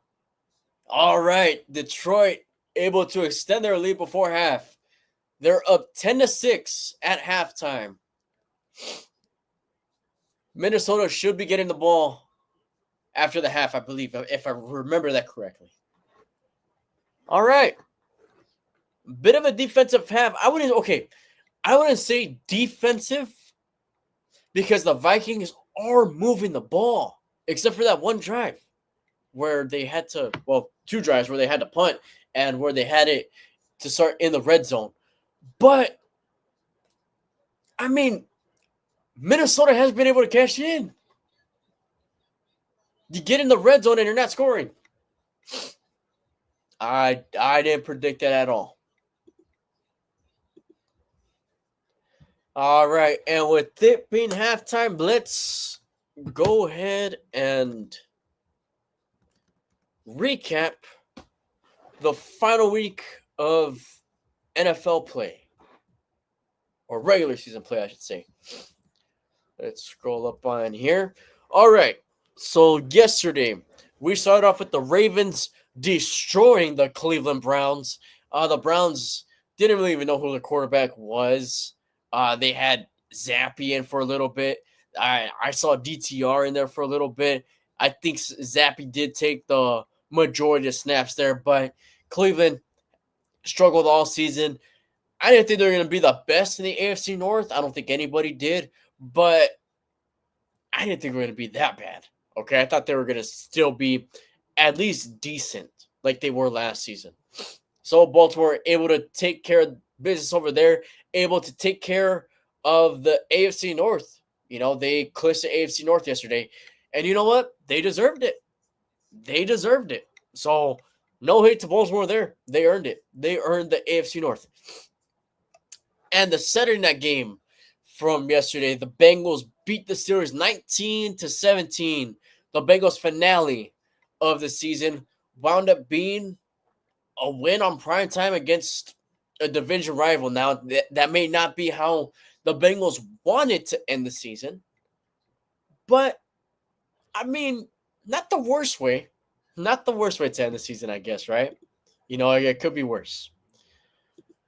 And then we have the Panthers winning in a shootout against the Atlanta Falcons. The Panthers beat the Falcons 44-38 in overtime. You know what? Let me look at the numbers of this game. Bryce Young was 25 for 34, 251 yards, 3 passing touchdowns. All right. Michael Penix Jr., 21 for 38, 312 yards, 2 touchdowns, and an interception. Pretty good showing from both quarterbacks. I mean, they duked it out, man. It was good. It was a really good game. Falcons fall just short of making the playoffs. They needed a little bit of magic with the Saints beating the Bucks. That didn't happen either, and they couldn't even handle their own business, which the Panthers have been a bit of a sleeper team. Bit of a trap game if you played them for the past couple of weeks. So, I mean, they've actually been playing some good ball. And Bryce Young is looking like the Panthers franchise. He wasn't looking like that last season at all. Not even the first couple of weeks of this season. They wound up benching Bryce Young. And, yeah, now he's playing good ball and has been playing good ball consistently. And that's what they've been wanting to see from the get-go. So he's really starting to look like that first round pick. I don't know if you want to say first overall pick yet, but he's starting to look like that first round pick that the Panthers wanted. Then you got the Texans beating the Tennessee Titans 23-14. Texas needed that win. They did. I mean, they locked up the division. Did they start their starters? Let me see. I don't even know if they start their starters. No, they didn't. Okay, well, I mean, Davis Mills got the win for Houston against Tennessee. I wouldn't have hated if they did start their starters with the way Houston's been playing. I mean, they wrapped up the division and all, but yeah. You know, you haven't been looking great. Damn it. Now this stuff's acting up. Hold on. Does that from time to time. Now let's do that again. Okay, there we go. Okay, I guess we're going to have to do it like that. And the Titans locked up the first overall pick, so that's good for them as well. Then you had the Eagles beating the Giants. Giants playing their backup. Eagles playing their backups. Giants playing their starters. Yeah, not really much of a surprise. It was a close game, I guess, but Eagles able to get the victory over there. Then you had the Colts beating the Jaguars. Joe Flacco getting the win there in overtime. Wow, we had some We had some bangers, man. 2 overtime games. All right. All right, over Jacksonville. Jacksonville really really bad, just down the year for the Jags. Really bad year. Even last season, they extended Trevor Lawrence, and it just Lawrence hasn't been the same. Um, was he really worth the amount of money that they gave him? I I'm not gonna really say anything on that, but they definitely have been struggling since that. Then you have the Commanders barely beating the Cowboys there, 23-19. Trey Lance actually got some playing time, which is he hasn't been getting any play time. So it's actually kind of cool to see. Trey Lance never really got much of a shot. It's the Trey Lance situation is pretty unfortunate, I'd say. But hey, I believe he got the start. And if not, he got playing time.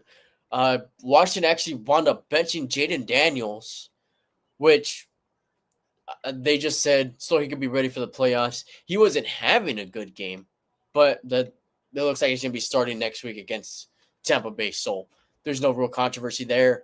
And I don't really hate the decision either. You have a playoff spot locked in already. And yeah, I mean, Washington was still able to beat the Cowboys over there in Arlington. Closer game than I thought it was going to be, but oh well. Then you have one of, if not the biggest upset of the day, that being the Bears beating the Packers 24-22. I thought Chicago was going to blow it. I did. I saw the very end of the game. They turned the ball over. Chicago did. And it looked like Green Bay was going to win. It really did. Luckily, Chicago was able to dust themselves off and come out victorious. Did they not start? I guess they didn't start Jordan Love. Okay. Honestly, I didn't watch the whole game. I just watched towards the end of the game. All right. Well, still, no matter what, good for Chicago for finally breaking that streak and for finally beating the Packers. Let's see, I think we're almost done here. Okay. Then you had the Saints losing to the Buccaneers 27-19. Not really much to say here other than Mike Evans tying Jerry Rice's record for the most consecutive 1,000-yard seasons as a receiver. So that's a big milestone for Mike Evans, getting that on the last play of the season. So shout out to Mike Evans, man. He's really the most underrated receivers of this generation. He really is. You know, he has the stats to back it up as well. He's never really been looked at as the top receiver in the league. Maybe not even top 3 receiver in the league. But he should definitely be in the conversation at least. So that's a good big milestone for him. And honestly, I wouldn't be surprised if he breaks it. With the way Baker Mayfield has been playing since he's gotten to Tampa Bay, I mean, Mike Evans has always been solid. It hasn't really mattered who his quarterback has been. So with a good quarterback in Baker Mayfield, I think he could break that record next season. If he comes back, I don't know. He's been in the league for a while. I don't really expect him to retire next season, but we'll see. They got the Patriots beating the Bills 23-16. Yeah, it was the Bills' backups. Still able to put up a good fight against the Patriots, so that does say a lot about the Patriots, I guess. But I mean, Tyreek Hill says, I'm opening the door. I'm out, bruh. Is he retiring? Or is he out of Miami? Okay, see, that's a big story. If Tyreek Hill is either retiring or out of Miami. Ooh, man. That's gonna be something. All right, let's wrap this up here.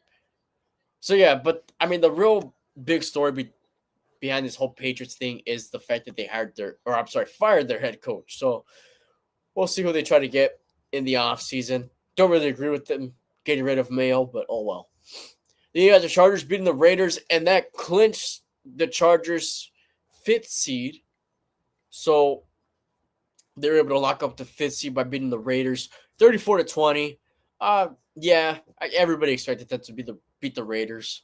The Raiders don't really have an identity at the quarterback position.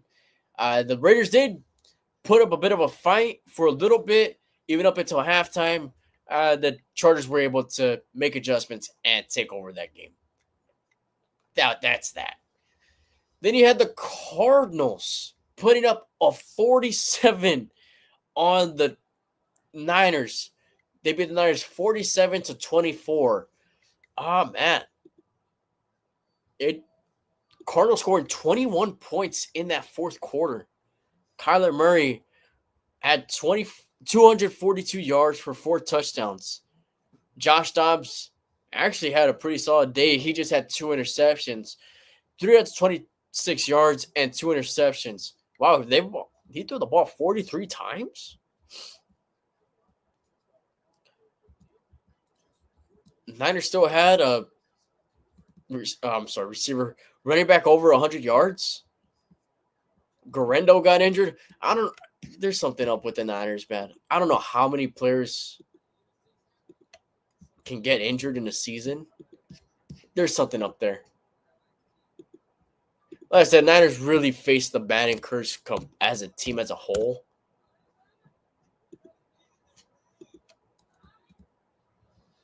Okay. Then we had the Broncos shutting out the Kansas City Chiefs by a score of 38-0. Not much to say there. Broncos were playing their starters. Chiefs were playing their backups. Carson Wentz didn't look good. Bo Nix and the Broncos offense looked good. And their defense. It was an all-around good performance by Denver. And Sean Payton said himself, they weren't really even focused on who they were playing. They're just more focused on how they were playing. So, I mean, yeah, they did what they did. And they clinched their playoff spot. Now going to go into Baltimore, go into Buffalo. So that should be an interesting one against the Bills next week. Then you have Seattle beating the Rams 30-25, which a game that meant nothing. Both teams want to finish it with the 10-7 record. I guess the Rams had some sort of tiebreaker. I'm not sure what the tiebreaker was. I mean, they wound up splitting the season series, so I'm not really sure what tiebreaker they held. But I mean, Jimmy G started, and there's not really much else to say about most of these games because a lot of these games stars weren't even playing because to a lot of these teams it meant nothing. It meant nothing. That's why I hear the complaint on they don't like there being 7 seeds because there's no real playoff push. And that's kind of true. That is, because when it was 6 seeds, there was a lot more excitement going into weeks at the time, week 17, but into the final week of the regular season. Because at this point, this year, there wasn't really much hype going into it at all. So, there you go. Then you got the Jets beating the Dolphins, possibly Aaron Rodgers' last game of his career? Maybe. Well, he wound up doing all right, beating the Dolphins, scoring 32 points. So, go for him, man. And that's really the recap of the final week of the regular season for the NFL. So, I do agree. It's kind of boring, the final push. Kickoff is away, man, and we're underway in the second half. And it's going to be a touchback in the end zone. So, Minnesota needs to get something here, man. They settled for 2 field goals in the red zone. They've been moving the ball pretty well up until they get into the red zone. So, do they take a deep shot? Do they just try to slow the tempo, run the ball a little bit? Let's see what they come out with.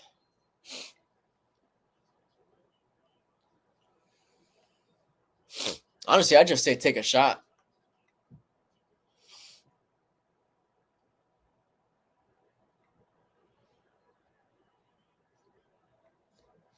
See what they do. Tight end in motion. It's going to be a handoff play. And it's going to be a short gain, man.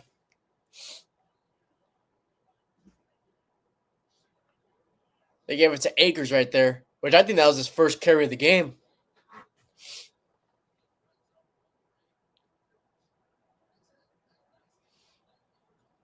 Shotgun formation. Donald drops back. Looking deep. Throwing deep. And there's nobody right there. Miscommunication. His receiver was running a comeback play or route. And Donald thought he was just going to go straight down the field. Very bad miscommunication right there. Campbell looked like he was trying to get a penalty call right there for intentional grounding. There was none. 3rd and 8. On the verge of going 3 and out. Jefferson in motion. He's now going further left. He looks left. He's now scrambling. Throws it. Incomplete. He was looking for Jefferson, man. Good defense. No, they're going to call flag on it. They're going to call flag on it. There was contact. Was it before the ball got there?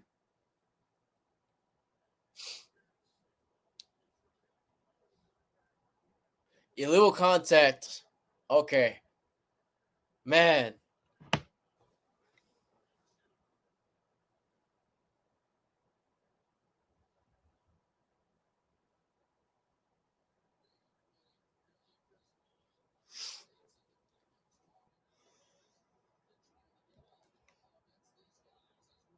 Oh, yeah. There was some contact there.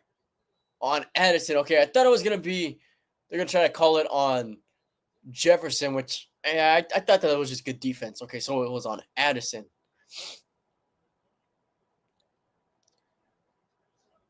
All right, so that gives Minnesota a first down after the penalty. Fakes the handoff to Akers. Has time. Throws it towards the sideline. Incomplete. Looking for Addison on that one. Again, it just looked like miscommunication or something, man. There's something off about the Vikings offense right now. I don't know what it is.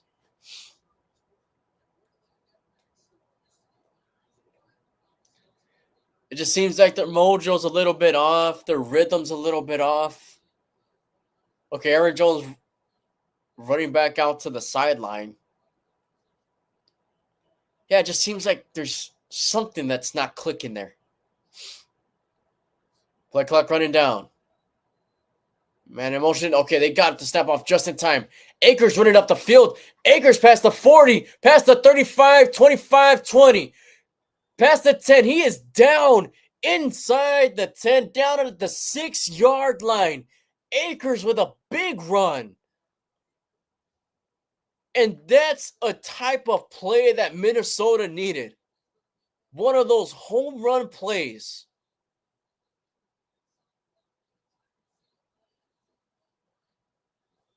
Oh, he just had one man to beat, and that was a safety. He just couldn't beat him. I thought that was going to be a house call for a second, man. All right, first attempt from the 5. You got to have this, Minnesota. They're going to give it to Akers once again, and he is stuffed.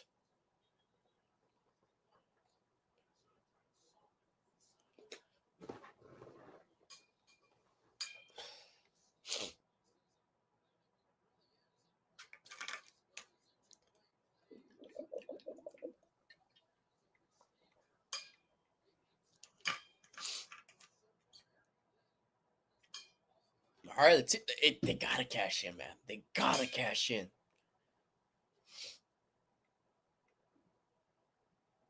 Second and goal. Looks like Jones is back in. Darnold looks left, throws left to Jones. Tries to break a tackle. That's a short gain. Okay. So they're around the territory where they might go for it on fourth down if they don't get it.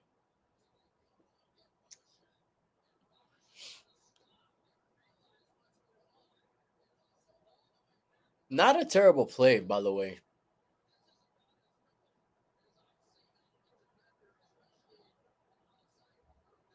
Yeah, I'm giving the credit to Detroit's defense, man. Throw to the backfield. Tight end in motion. Darnold looking.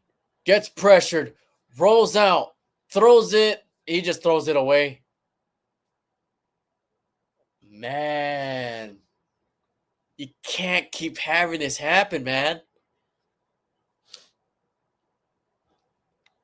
They're going to go for it. They're too close right now to not go for it.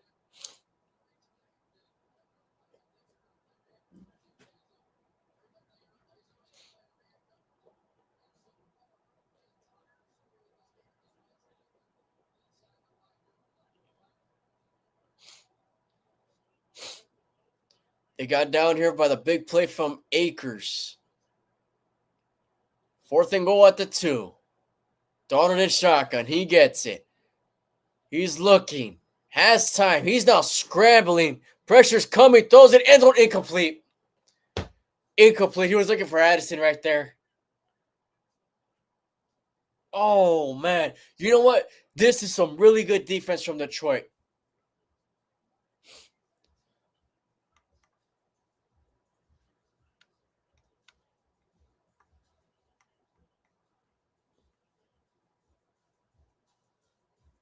Wow.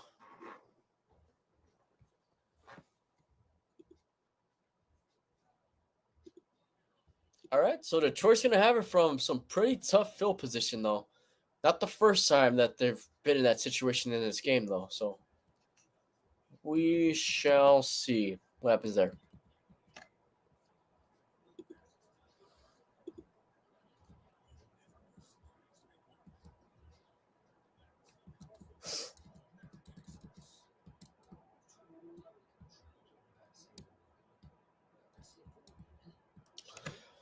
Man, so for college football, this is the furthest, I believe, right? That they've gone in January. So the championship game is going to be on January 20th. Isn't it usually like the second week of January?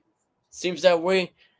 And with the way they set it up, they actually get a couple weeks of a bye. I know they get like about a week and a half this time. But I think that's just because how the weeks were constructed this year. Since they always play on New Year's Eve / New Year's Day or whatever. And it was what, Wednesday? What day is January 20th on it? I know they do it on Mondays. Oh. Okay, yeah, it's gonna be on a Monday. Man, they should try to do it on another day.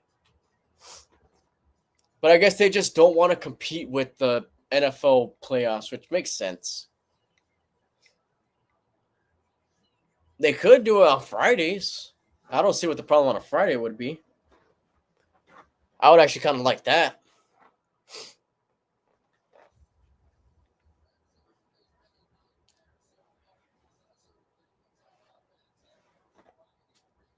Wait, okay, so Minnesota has had 4 red zone opportunities to get and only have 6 points.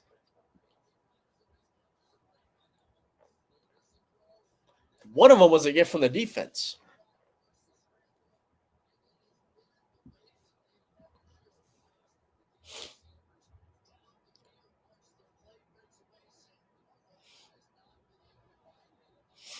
All right, 1st and 10 from their own 2. God, fakes the handoff. He's going to throw it from his own end zone, throwing it deep. And that's an interception, man. That was more of like a punt. Overshot his back completely. And the Vikings defense comes up with another turnover. And that's going to put the Lions defense right back out there.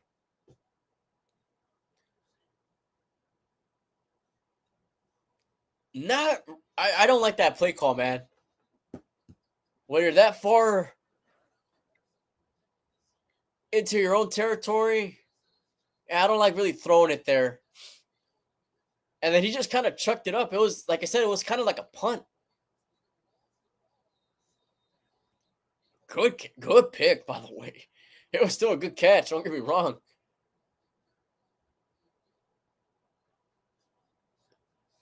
Yeah, intended receiver was Williams, but he was doubled up and overshot him. Minnesota near midfield to start off the drive. Another good field position. Jones taking it to the outside, breaks the tackle, gets about 8.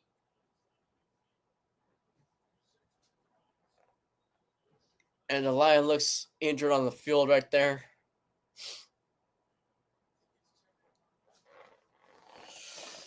Oh, man.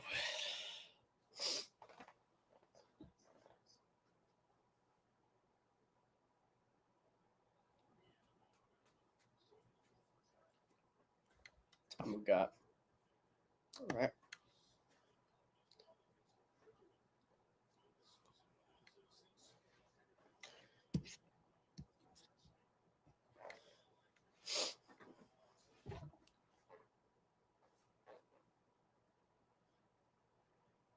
Here's one thing to take in. If the Lions would have kicked the field goals instead of went for it on 4th and goal, they would be winning this game right now. That's just something to take note of. Now, you never want to kick the field goal when you're at the 2-yard line, when you need 2 yards to gain for a touchdown. But if they played it safe, they would have had the lead right now.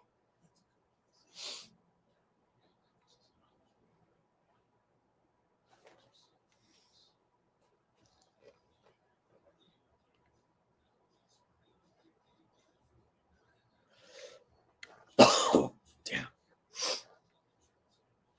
All right. Other storylines going on with the NFL here, man.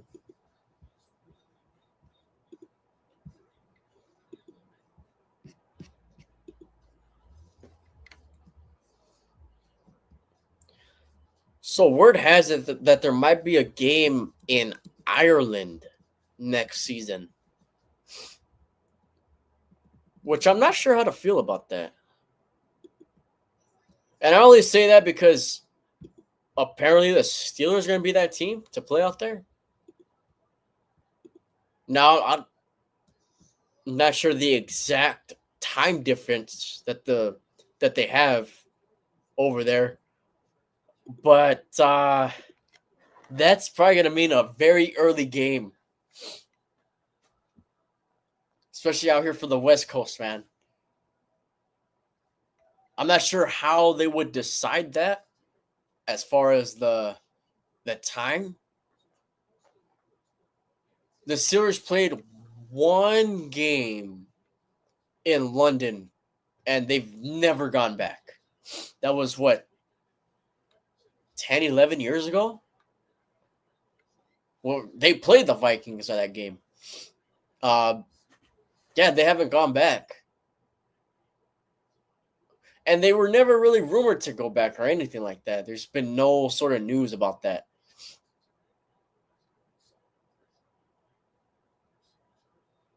But I guess the Steelers or Ireland has been trying to fight for them to have a game out there because I guess they have a really big fan base out there, which is kind of cool. 2nd and 3, Darnold has it, throws it, check down to Jones. Jones going to turn out the field past the first down marker and past the 40, down at about the 37.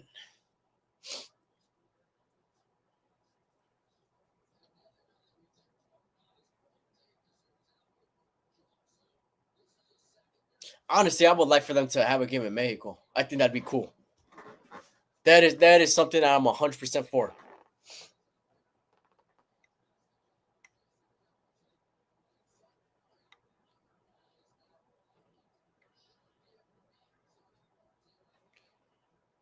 First and 10, fakes the handoff. Darnold avoids pressure. He gets hit, almost intercepted. That hit the ground, though. Oh, that was almost a gift for Smith. That was a gift for Smith. He just didn't receive it.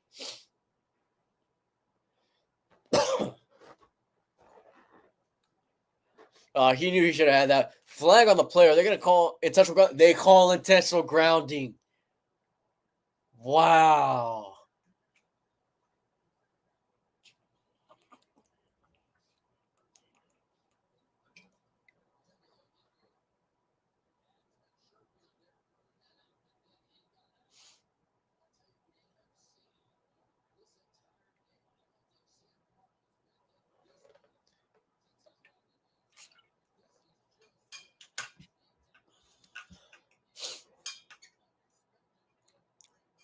Man,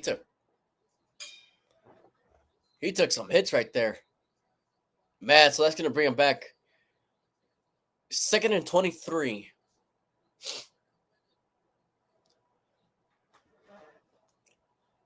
From the 50. 10:46 left in the third quarter. Darnold has it. Throws it right. Complete to Jefferson. Lions defender falls down. And he's able to get some extra yards because of that.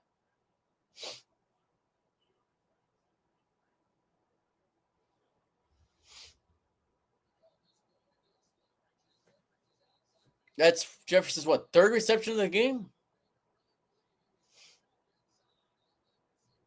Oh, he was looking for a flag. That's why he fell.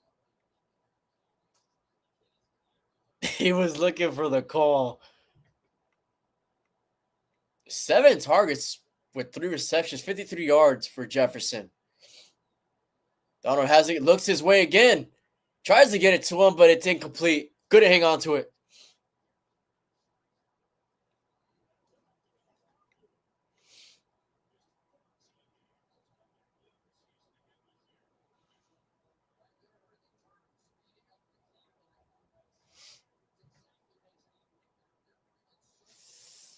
Man, he tried to fit that through a tight window.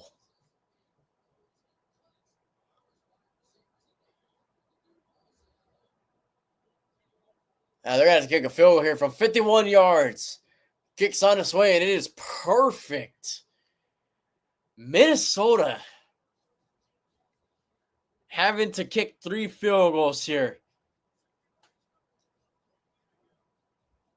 All right.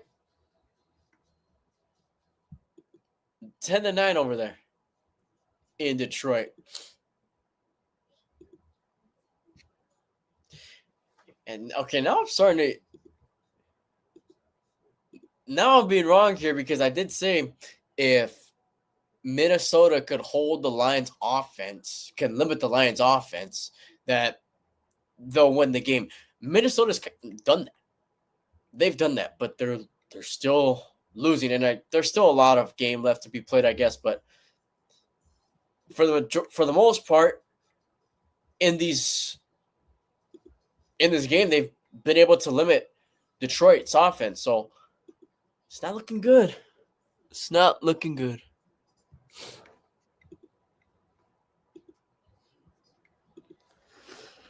Oh, man.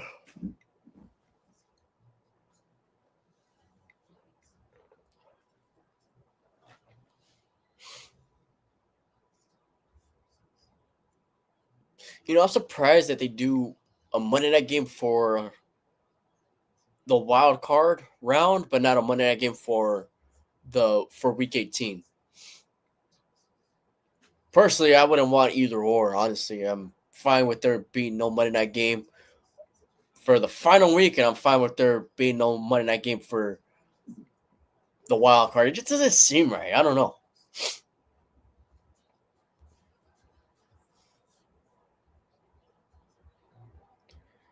I mean, is it really that big of a deal to have a game at 10 o'clock on the Saturday slate? Is it really that big of a deal?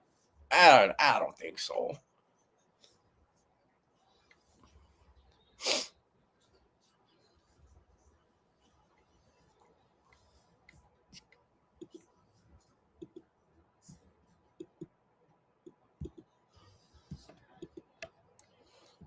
All right, let's look a little bit more into it. Okay.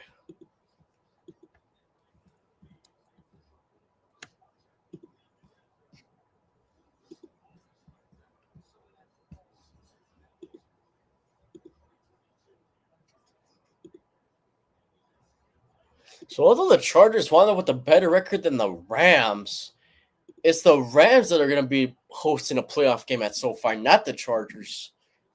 So that's something.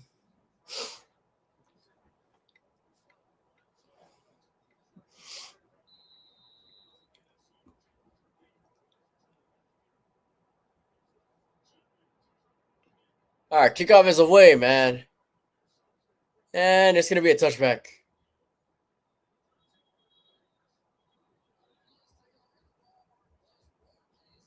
Man, this game's not as eventful as I was hoping for it to be.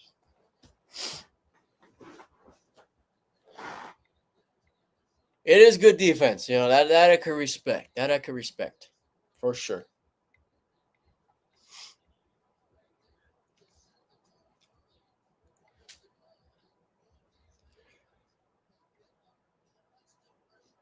All right, first down for the Lions at the 30.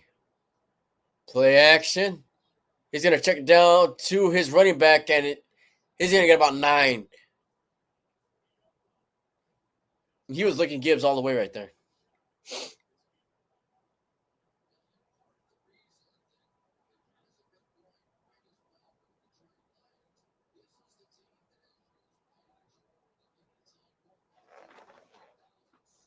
All right, on 2nd and 1, they're going to go in shotgun formation here. 3 receivers set. Another handoff to Gibbs. Gibbs looks outside and then goes inside, then gets pushed for the first down.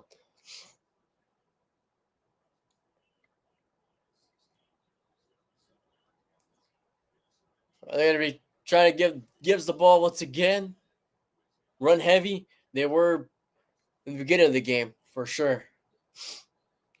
Goff drops back. He's going to throw it to his tight end for another solid gain to the Porta.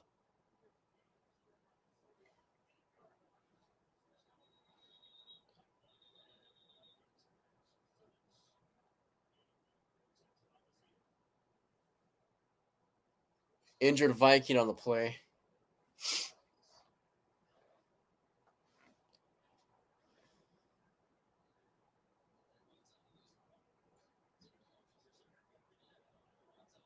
Man, it seems like he got something in his eye.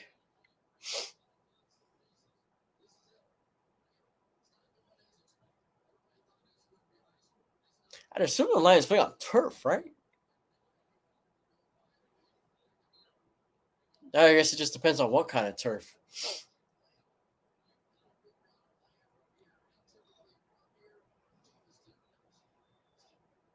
All right, 2nd and 3 for Detroit.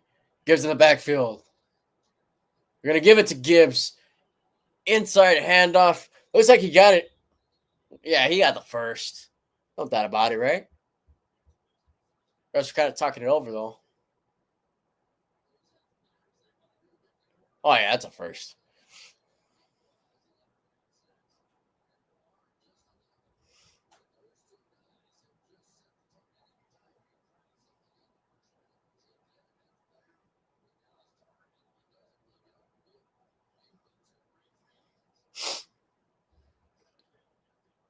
All right. Detroit's starting to move the ball again. Play action. They're going to give it. Oh, he's tackled right away. They got it up to Williams, but they lost quite a few yards on that play, man. Murphy on the tackle.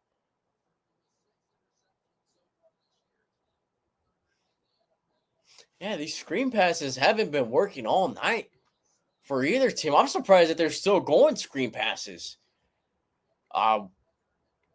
Minnesota was able to get a turnover off of one of them. So it's a little shocking that they're still trying them as much as they are. 2nd and 15 after that play. And whistles are blowing. Looks like it's going to be false start on the offense.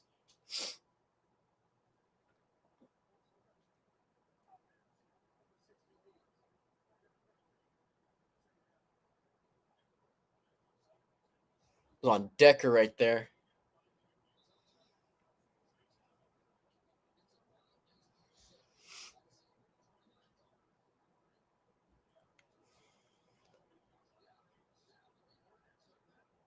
Man, you wonder if the Rams are going to have the slight edge next week when they play either one of these teams.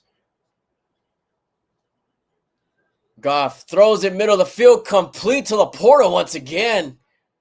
And that's going to be about a 17-yard gain.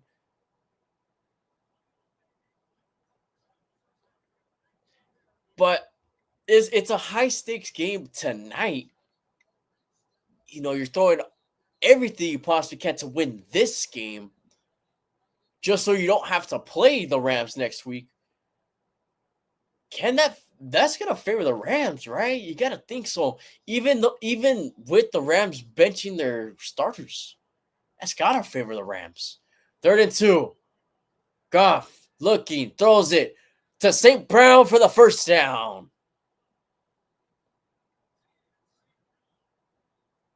Nice pickup on the play. Who's that on what, the 30?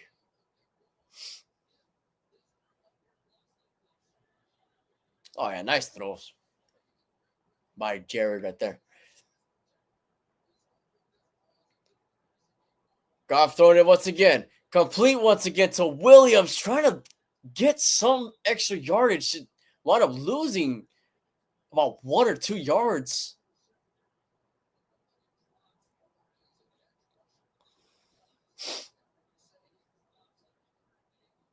I never really liked that idea of running backwards to try to get more yardage.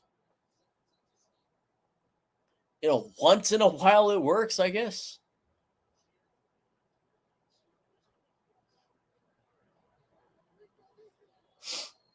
Wait, he could have easily got like a 7-yard gain instead of a 5. Hand off to Gibbs. Gibbs looks like he fought enough for the first down. They're gonna mark him short.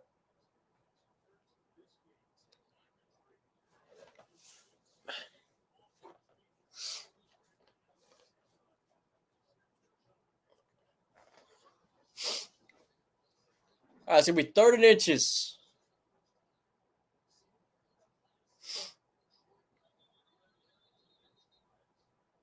More whistles are blowing. What's going on, man?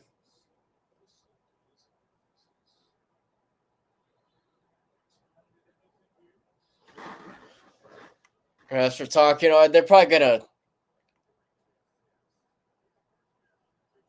Oh, they got replay assistant. Okay, that's a first down. All right. It looked like a first down in real time.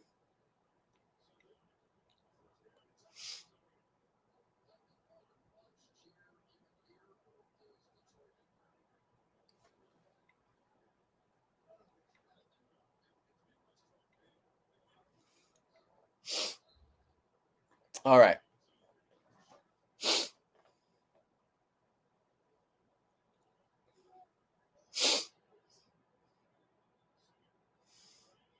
Four and a half minutes left in the third. Another handoff play.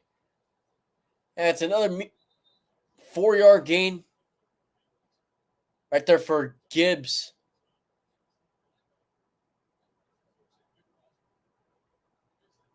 He's having a pretty decent night. Curious to see if he gets to that 1,300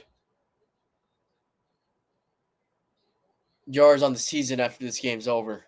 He's not that far away from it. 2nd and 7. Fix the pitch. Those are the St. Brown. St. Brown able to get about 2, maybe 3 on the play.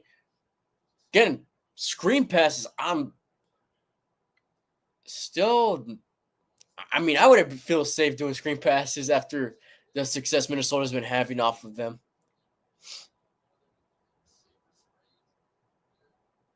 And even when they're working, it's not like they're gaining a lot. Maybe a yard or 2. But something like serious. Gives it a backfield on 3rd and 4. And they might just run play action. No, they run the ball here. And he's about a yard short of the first. Yeah, you know they're going to go for it.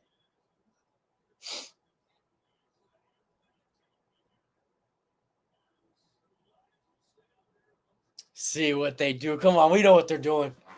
We know what they're doing.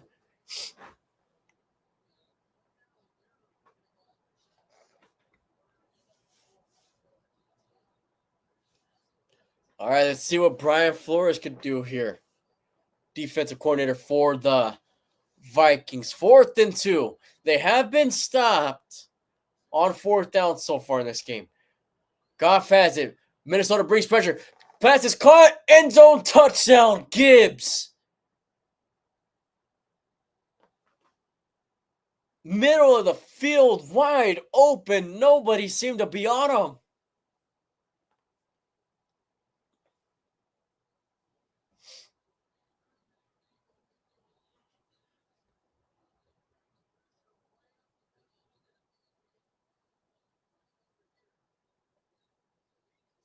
Oh, yeah.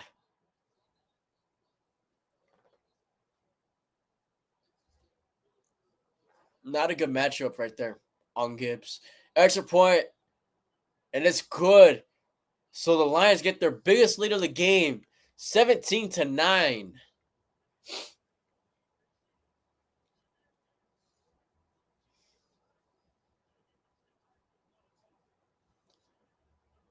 All right.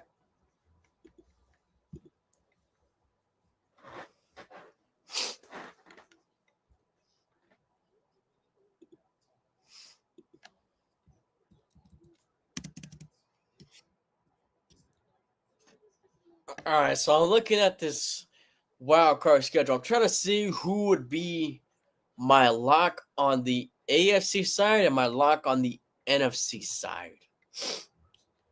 You know what, man? I do think the Rams could beat one of these teams. I do. I don't care if it's Minnesota or if it's Detroit. This game's going to take a lot out of both these teams. So, I mean, I guess you're going to have an extra day to rest, but still, the Rams have been resting a little bit. That could hurt the Rams as well. You could say that too. And it's going to be a little extra long of a rest because they played on a Saturday, and now they're going to be playing. It's going to be more than a 2-week rest, right? Yeah. So, there's just benefits for the Rams, and there's also, hey, maybe that could knock them off the rhythm or what have you. Rams could definitely do something in the playoffs. They really can. Both the LA teams could do something I could see. But, I mean, I wouldn't favor them to make it to the Super Bowl or anything, but if it happens, it's not the most crazy thing to say. I'd say my 2 locks are probably. It's tough for the NFC, honestly. I wouldn't say it's a lock for the Rams because, in all reality, I'd say the Vikings and the Lions are the better teams when they play the Rams. The Commanders and Bucks, that's a pretty even matchup, man. That really is. If I had to pick one, I think I'm going to have to pick the Eagles beating the Packers. I think so, man. Not say that can't be a good game. Not say that isn't a good game. But if I had to pick one that's a lock for the NFC, it'd be that one.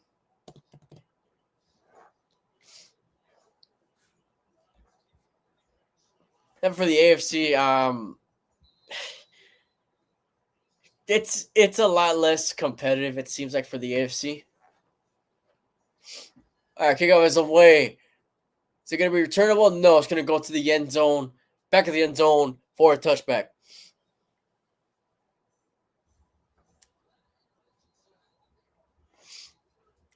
Yeah, no, something tells me that the better games are going to be on the NFC side.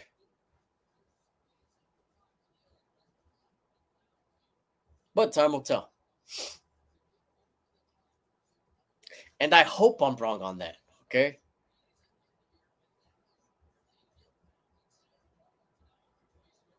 because I want the AFC to be the better conference.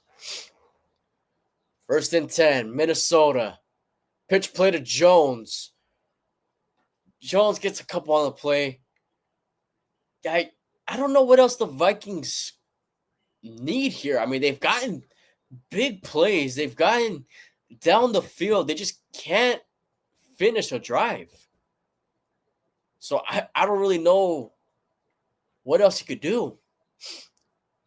2nd and 7.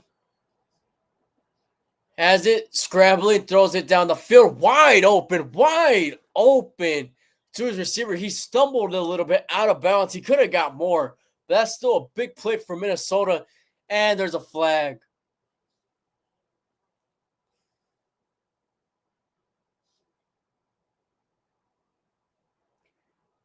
Is this going to come back?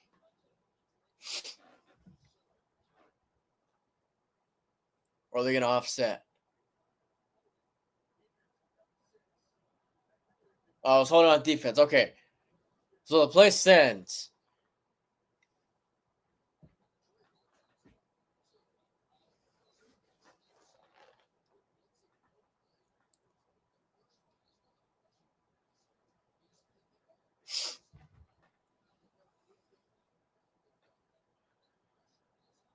All right, 1st and 10 from the Detroit 40. Fakes the pitch. Then just hands it off to Jones. Another 4-yard pickup. Nothing too crazy on these run plays. It's not like he's getting huge yardage, but it's consistent. 3 yards, 4 yards, and I mean, don't take that. Donald drops back, throws it to his tight end, gets hit, tries to stay on his feet, and he goes down.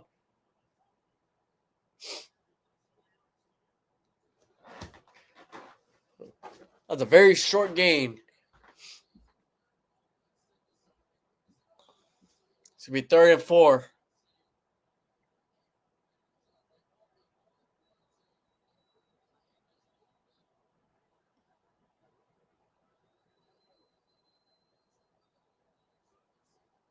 Lion fans getting into it. Under a minute left in the 3rd. 4 receivers set. Donald looks left. He's got to get rid of it. Throws it middle of the field. Incomplete. There was contact there. Was it enough for a flag? No, it wasn't. Man, and the frustration for the Lions. I mean, you gotta feel it.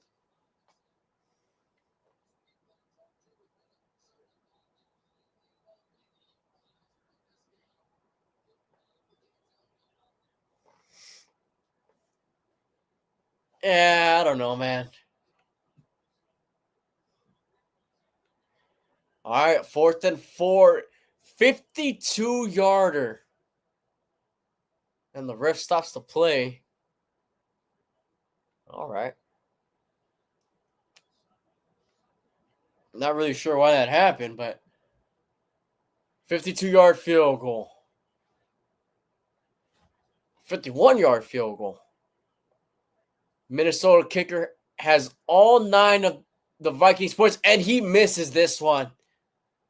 Not even close. He missed it towards the right.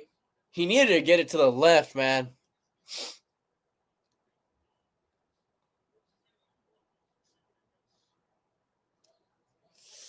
Yeah, the hold wasn't the best.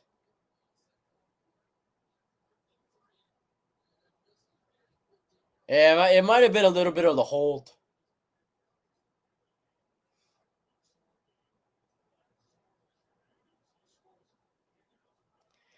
Yeah, this isn't looking good for the Vikings, man.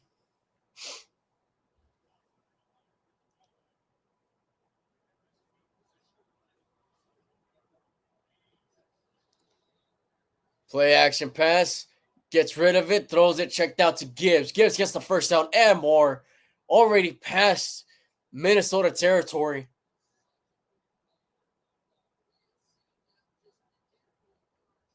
They ain't doing anything flashy offensively.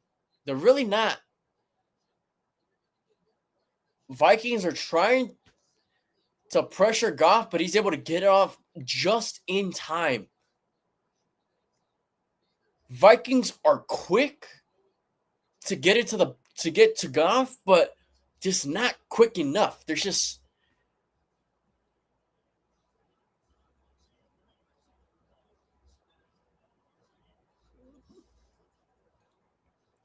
tonight the Vikings have always seemed to be one step behind the Lions.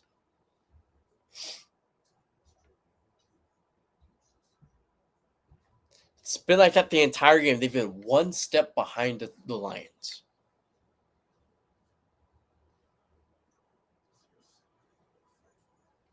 And I don't know. I just think after that missed field goal, that really hurt. That really hurt Minnesota. Because it was like the one bright spot that they had as far as actually getting points.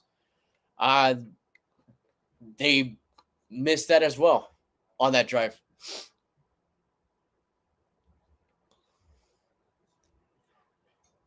I mean, the Vikes are relying on their kicker like the Steelers rely on Chris Boswell right now. That's what's been going on.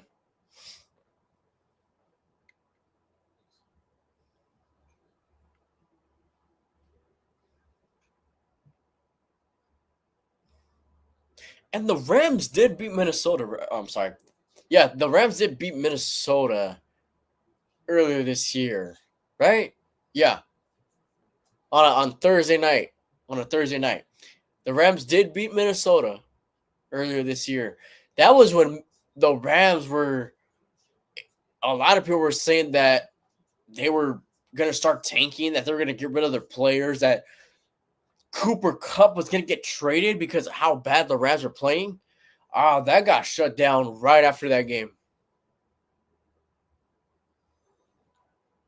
Because I'm pretty sure at the time the Rams were in last place in that division.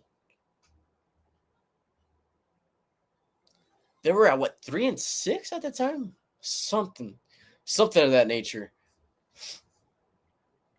But it was just, I mean, I never really bought into the Rams doing any of that.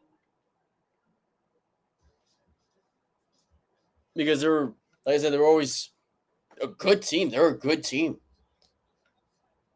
They dealt with injuries early in the season, early to mid into the season, and I mean they're healthy now and they're playing good.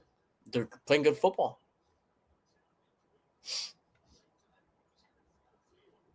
The Motor City.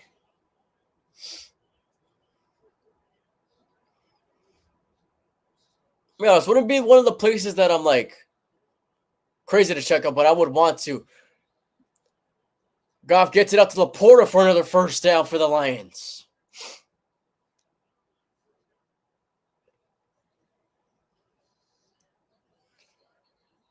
Yeah, because I've always had this thing where I thought it'd be cool to go to all 50 states, be able to travel to all 50 states. Detroit's not a place that I'd be dying to go to, but it'd be cool. Oh, screen pass almost intercepted. Probably should have been intercepted. That would have been close to a house call, man.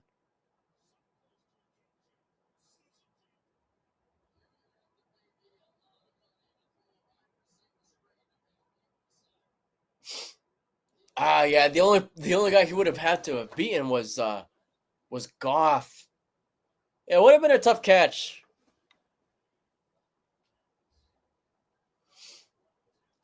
Second and 10. Goff throws it middle of the field to St. Brown. St. Brown gets about 9.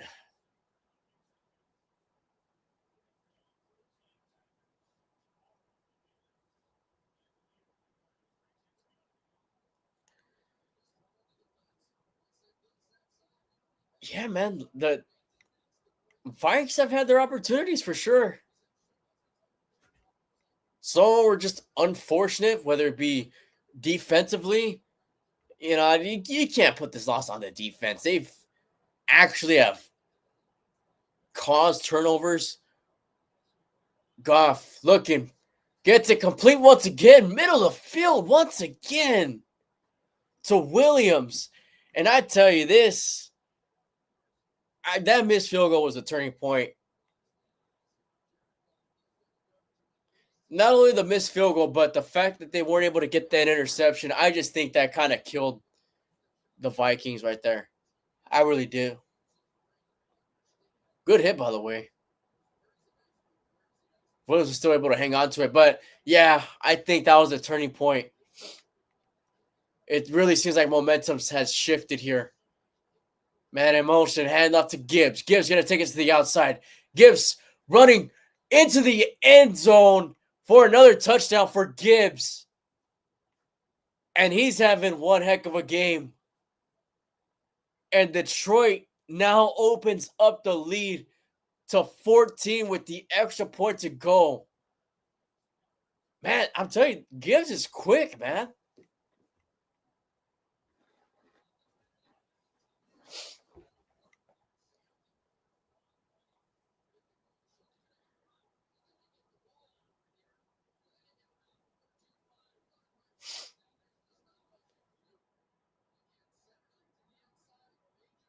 Good blocks. He was able to take it to the outside. Extra point up and good. And Detroit's up 24-9. 13:06 left in the fourth. But man, I tell you, with the way Minnesota's been looking, it seems like a blowout, man.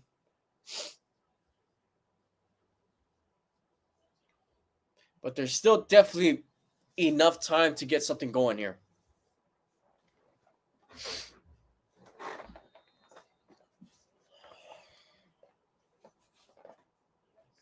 Oh, one thing I do got to look up. When does the UFL start?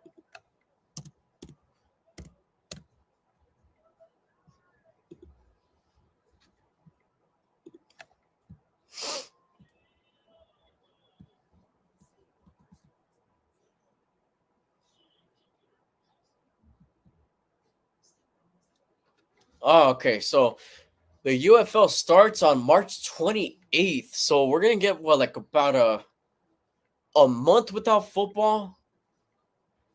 And then let's see how long is the season? There's only, 8 teams in the UFL? So I could imagine the season is not going to be that long.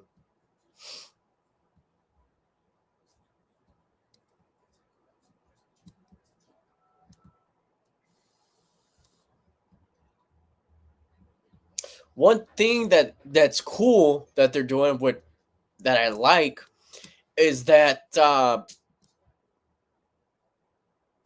they're doing games from Friday night to Sunday.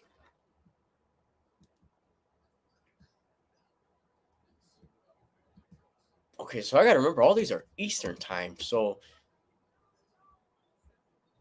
okay, so on the West Coast time, it's going to be 5 o'clock on Friday nights.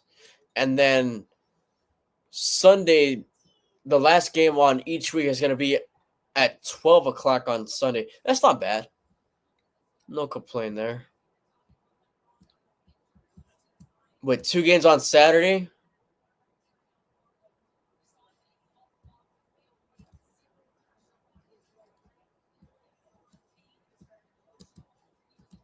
Okay, I'm trying to just figure out how many weeks they got. Okay, so it's going to be 10 weeks. So the last week of the season, or the last game of the regular season for the UFL is going to be on June 1st. And then the championship game is going to be on June 14th. All right. I will keep tabs on that. We might even cover it on the channel, the UFL. We didn't do it last year. I plan on keeping up with it as much as I can. You know, I'm not sure how my schedule is going to be looking around that time, but we'll see. We'll see. Kickoff is away. It's going to be a touchback.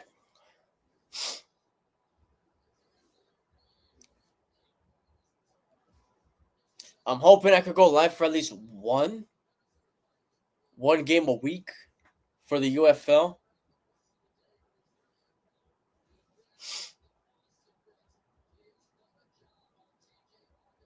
Because I mean, I do plan on covering it.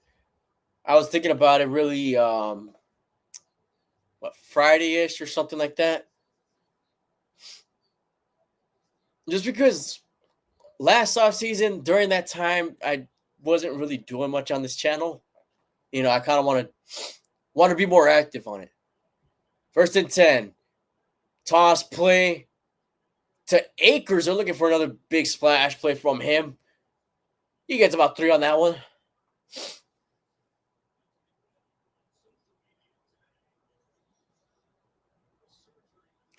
Eesh.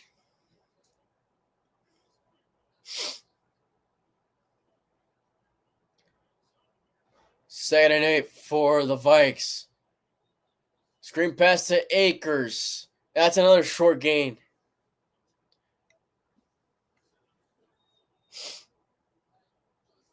Come on, Vikes. Make it interesting. Come on, Minnesota.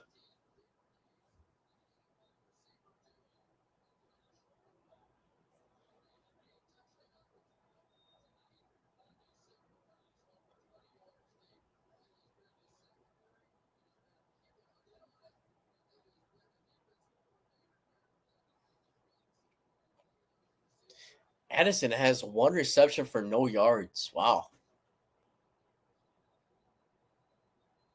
3rd and 5. Darnold looks to his progressions. He's now scrambling right. Still looking. Has to just chuck it away. Flag is thrown. Looks like it's going to be on Detroit with the expressions by everybody.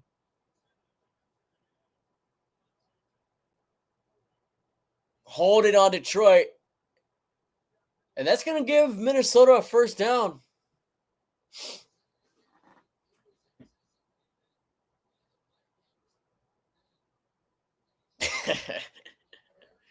Oh, man.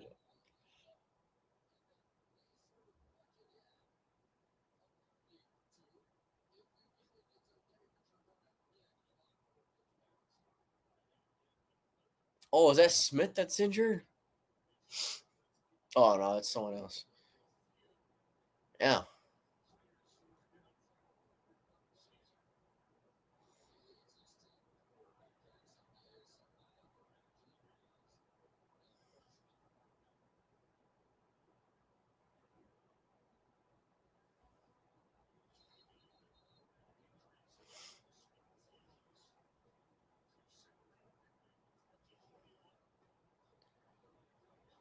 So Minnesota in a very different situation compared to what they were in last week. Last week they had the lead, had a multiple possession lead around this time in the fourth quarter. This week they're on the opposite end of it.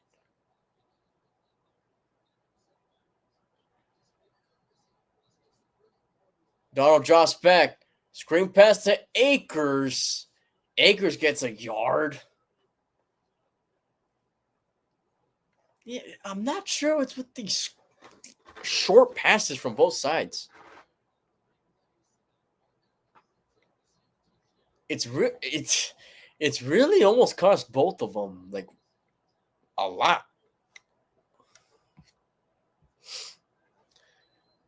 All right, 2nd and 9 for the Vikings. Do the Lions reach the pressure? It looks like they're showing some pressure. They bring 5. Darnold gets it. Incomplete. Oh, that looked like it kicked off of the tight end right there. It looked like it hit his knee or something weird. It just kind of ricocheted.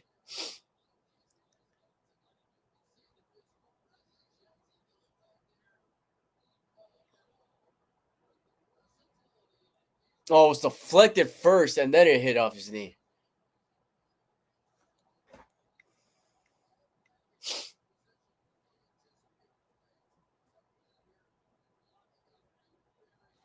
Third and 9 from the 40.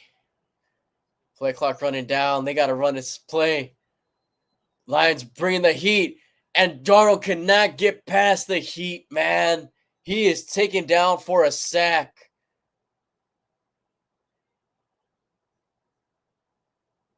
Yeah, this game's over, man. This game's over. It's not mathematically over. But now it's to the point where the Vikings can't even do what they were doing, which is being able to go down the field. And they're going to put the ball forth. Yeah, you're going to have to. Yeah.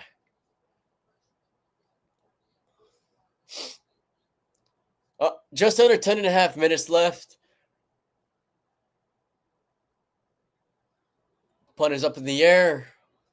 It's a decent one. He's going to take it up. Oh, kind of hurdles over somebody. And it's not about the 25.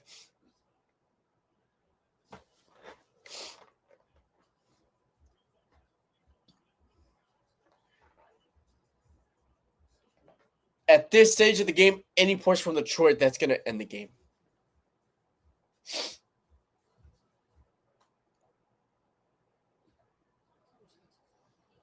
And they've really been showcasing what they're capable of, man. The Lions have. So yeah, man.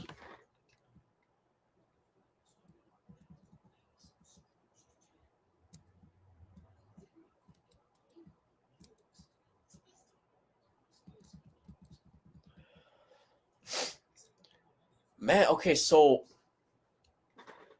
with the UFL, most of these games are very early. All right, so some of these Saturday games are going to start at 9 o'clock in the morning over here. And then the second game on Saturday is going to be at 12, huh?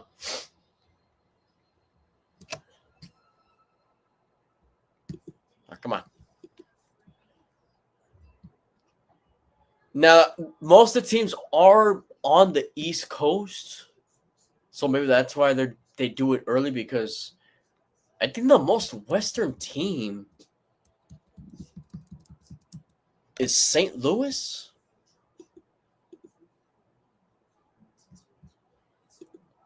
Yeah, I mean, the two Western teams that they got in the UFL is St. Louis and oh no, they have Arlington too, right? St. Louis. Oh, they have three teams in Texas. I didn't catch on to that. Wow. Okay. But still, that's, I mean, Midwest? Close to it, really?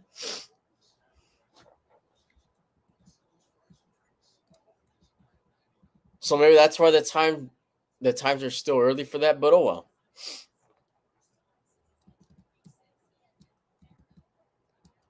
I guess I got to figure out a team to cheer for since we don't have a team out here.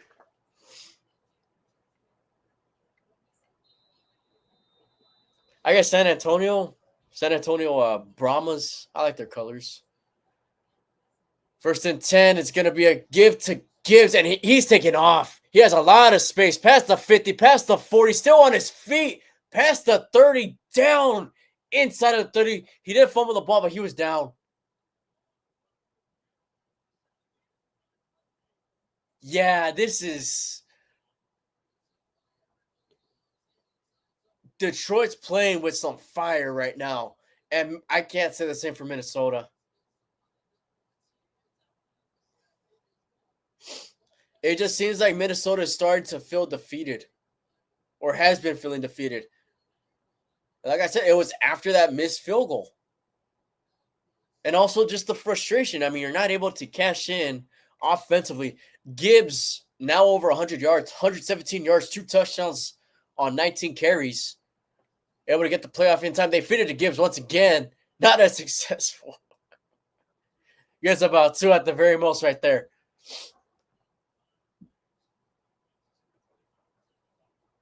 Okay, so yeah, I'm pretty sure Gibbs is past 1,200 yards now, right? Wow, he has the most touchdowns for running backs? Really good showing from him tonight, man. Really good showing. 2nd and 7 for Detroit. Looking to close out the game. Another handoff to Gibbs. Gibbs taking it to the outside. Gets the first down. Inside the 15. Down at the 14.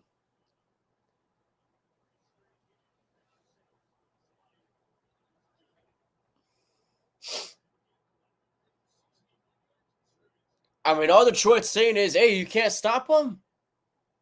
You can't stop them. We're going to keep giving it to them. We're going to keep giving it to them until you stop them. That's what Detroit's doing right now.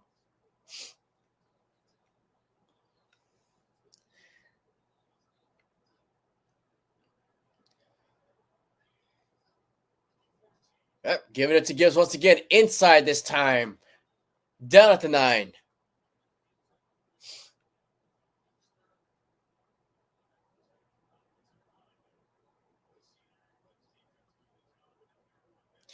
See, now, yeah, Detroit just seems relaxed. They know they have this game in the bag at this point. All they need is a field goal. A field goal is going to really kill it.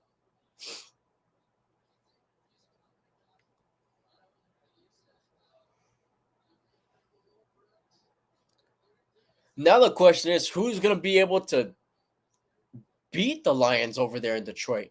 That's going to be a tough task. Second and 5, play action. Goff rolls right, still rolling. He's going to take himself a little bit. Winds up losing yards.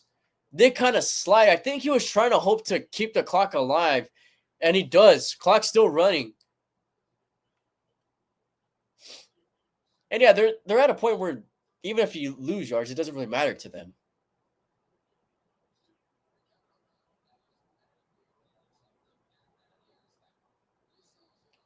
So even though they lost yards, I mean, it's still a win because that precious time for Minnesota. So 3rd and 9. They're throwing it. Quick pass. They're short of the marker. So it's going to lead to 4th and short. Don't go for it, Campbell. Do not go for it. You kick the field goal. Come on, man. Ain't no way. Okay, if you go for it, you're just going to try to make them jump off sides, which I agree with completely. You're not going to run a play, right? Because if you think about it, if you don't make it, that still keeps the Vikings' hopes alive. Nah, they're just going to try to make them jump. They're not going to go for it. Oh, they did. Wow, man. I thought that was so obvious. First half was exciting, but after the half is over, Vikings have no respect. Yeah, I mean, the Vikings were moving the ball, and then they just, I don't know, man. They were able to get into that field goal range. You could tell that missed field goal just killed them. It just killed their whole demeanor and vibe. That was it. That was so obvious, man. Come on. Oh, I guess with Dan Campbell, you never know, right?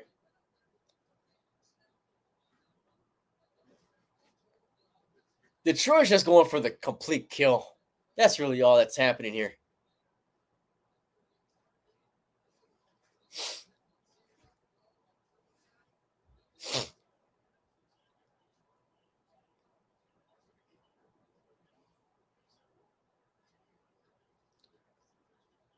Handoff play to Gibbs. He's still fighting. Oh, he gets in. What an effort by Gibbs and the Lions' old line right there. 4 touchdowns, man. That's a great performance. He's got all the touchdowns that Detroit scored in this game.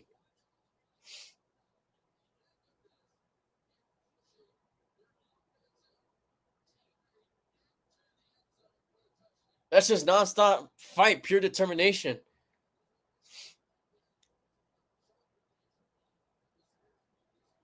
Extra points up and good. Yeah, this game's over, man.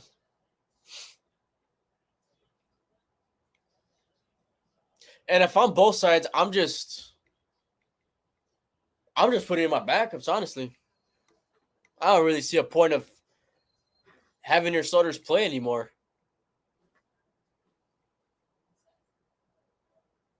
Damn, man. That's something. That guy's going off. And it seems like Montgomery might be back for the playoff time, so that's only gonna help the Lions out even more. It's still just their defense that concerns me for the playoffs, man. I mean, Baker Mayfield really I don't want to bring him up too much because Cholo Trucker likes to bring up Baker Mayfield a lot. But I mean, he goes off every once in a while, man. He really does. He has some really good games. I could see him doing really well against the Lions defense. Same thing with the Eagles, Saquon Barkley. How are they going to stop the Eagles offense, the Lions defense? How are they going to do that? It's going to be tough. If they go up against the Rams, I could see them possibly stopping the Rams offense a little bit. You know, we saw how they played against the Packers offense. You know, they still are pretty evenly matched. I don't think they're going to play the Packers, though. I don't see the Packers getting past the Eagles. That's going to be tough, especially over in Philly. So that's my only concern, man. And honestly, I do want to see Detroit in the Super Bowl. I mean, I've never seen the Lions in the Super Bowl. I mean, I've never seen them in the NFC Championship game. We saw that last year. So it's interesting when there's new teams out there. I'm hoping that one team's able to stop the Chiefs. What team is that going to be? I don't know. I mean, you could say Buffalo. You could say Baltimore. We've been saying those same two teams for years now, and nobody's been able to stop them so far.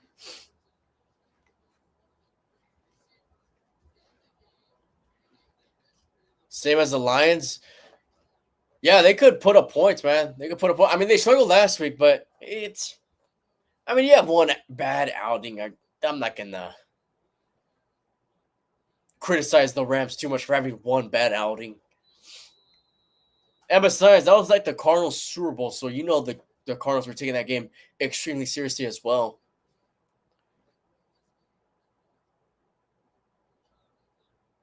But I do think every game that the Lions are going to be in the playoffs is going to be interesting because their defense.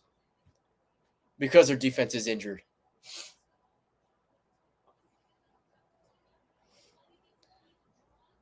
Let's see if they put Sam Darnold back in there. I wouldn't. I wouldn't put any of the starters in there. At this point, I'm like, hey, we lost. It is what it is. Let's try to stay healthy for next week. That's crazy because usually it's the other way around. I mean, the Rams were known for their really good defense when they won the Super Bowl, they were known for their really good defense. Play action. Darnold throws it to his tight end for a really short gain.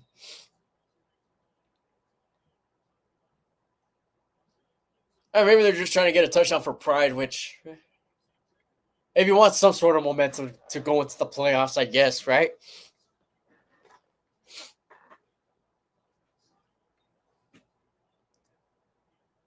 Second and 9 for Darnold and the Vikings. It's really been a rough second half for Minnesota. Looking for something. He's going to scramble. He's going to take it himself, running up the field.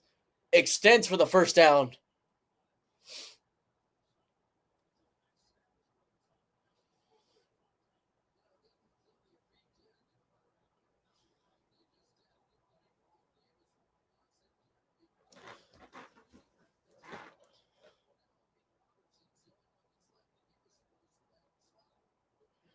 Now I'm starting to favor the Rams over the Vikings.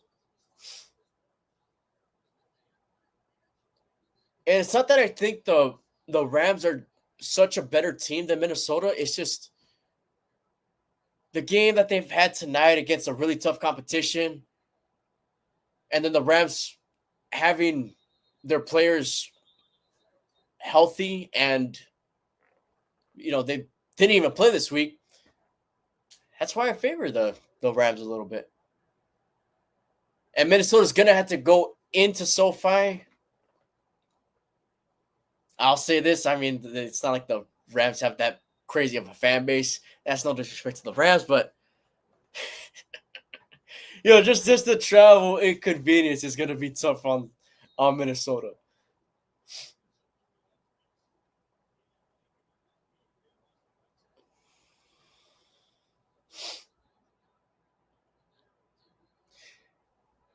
It'd be cool to see the Chargers and the Rams host a playoff game, though, in the same week.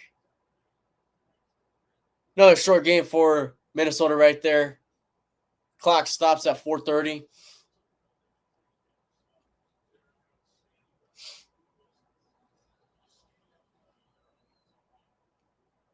It's good when both teams out here are playing good.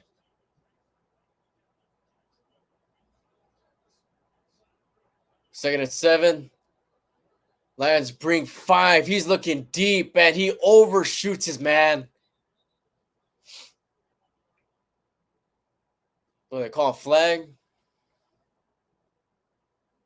Told it on defense. Well, that's going to give Minnesota a first down.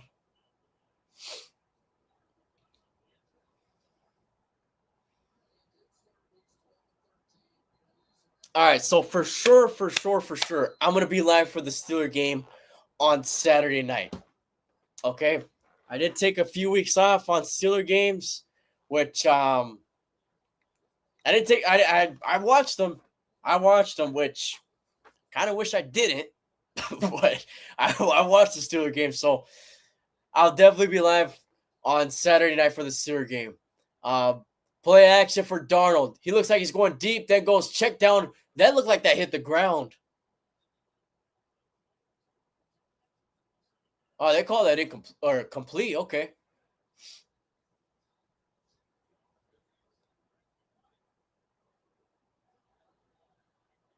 Oh no, yeah, he caught the ball. Okay. Damn.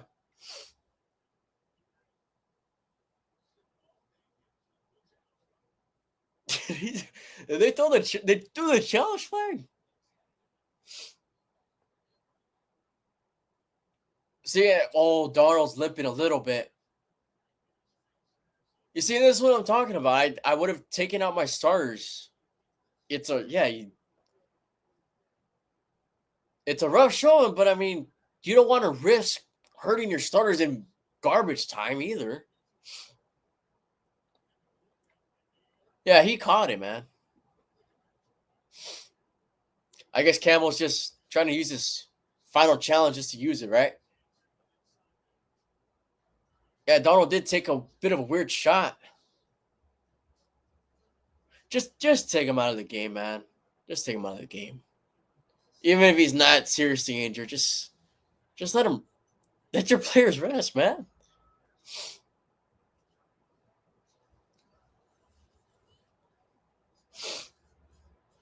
Let me say this: I am not expecting a good game. I'm not expecting a good game for that Steeler Raven game. I do not think it's going to be a good game.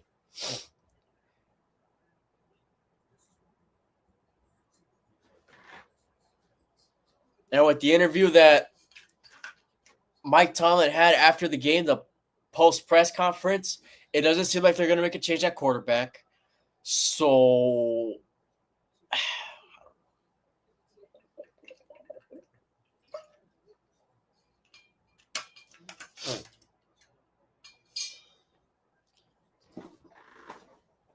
I'm not excited for that game either, man.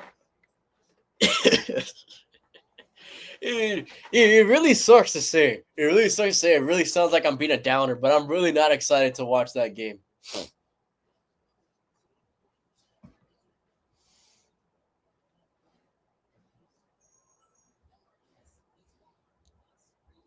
We had a team like that in the AFC last season with the Dolphins that completely fell apart. And then you have the series again this season. Who's going to be it next season? It just seems like it's a repeated cycle for the AFC for one team to just completely fall apart at the end of the year.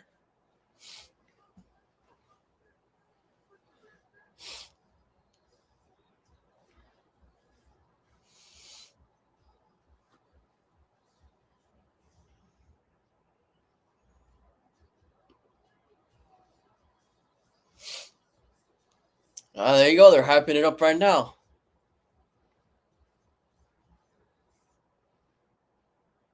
On 4 different networks, by the way.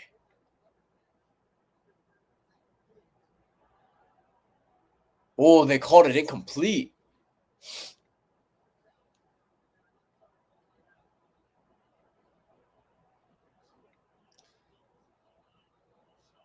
I don't know, man. I don't think that was enough to overturn it, but it doesn't really even matter. All right, they keep Sam Darnold in the game. Josh Beck looking, throws it to Justin Jefferson, who, as it stands, a fumble, and they're taking it back. They're going to run out of bounds. I don't even think he caught the ball, though, did he? It looked more like an incomplete, if anything, but yeah, they're going to call it a fumble. I don't really even think the refs even care. I think they're just trying to get out of there, man. Yeah, okay. You could say he made a football move. Yeah, that's a fumble.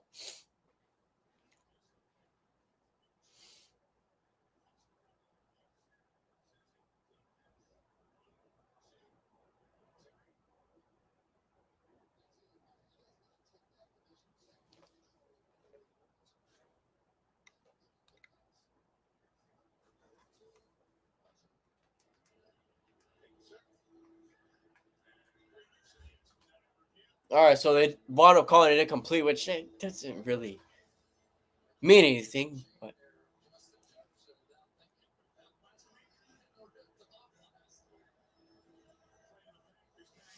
I always like the intensity that Campbell brings, man. He's got to be top 3 head coach in the league right now. I mean, he was there when the Lions sucked.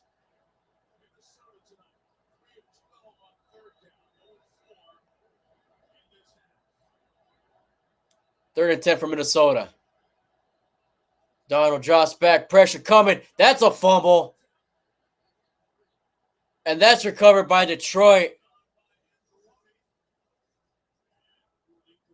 No, okay, they call that incomplete as well.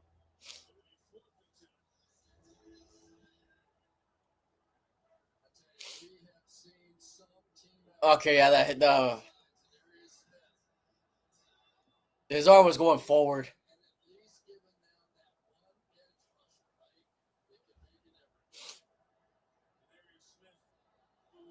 Sam Darnold, 18 for 40 in this game.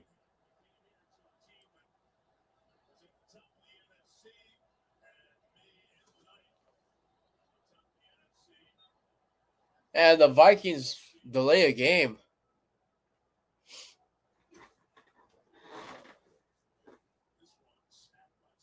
Or they're going to call it on Detroit.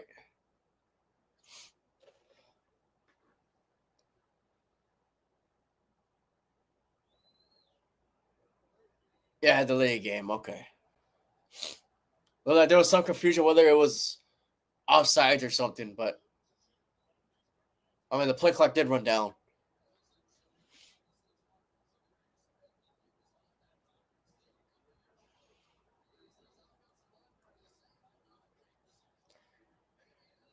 They're going to go for it on 4th and 15.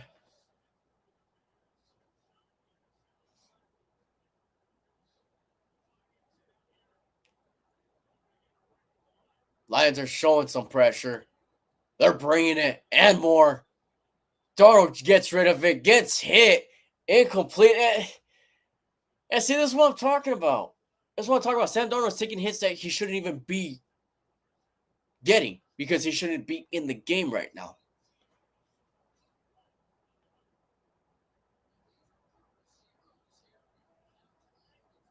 It's just that you're letting your quarterback take unnecessary hits.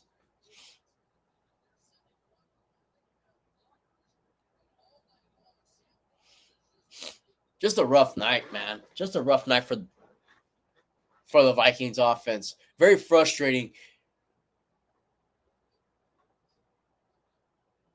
And even though the Vikings defense gave up 31 points, I mean, they tried to keep them in the game as much as they could. I wouldn't put the blame on the Vikings defense one bit. Williams gets another first down. We got another flag, man. What's going on with all these flags? Come on.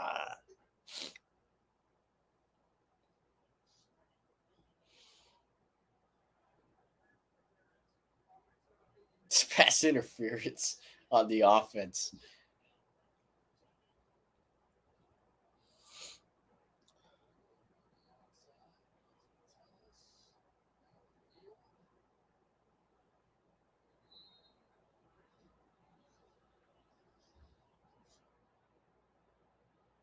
All right, so that brings it back 10 yards.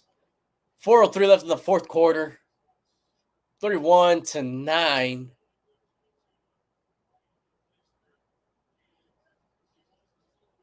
It's a handoff to Gibbs, who's still in the game. He gets another big run, man. Oh, sorry, that's Reynolds. Well, that's another good run.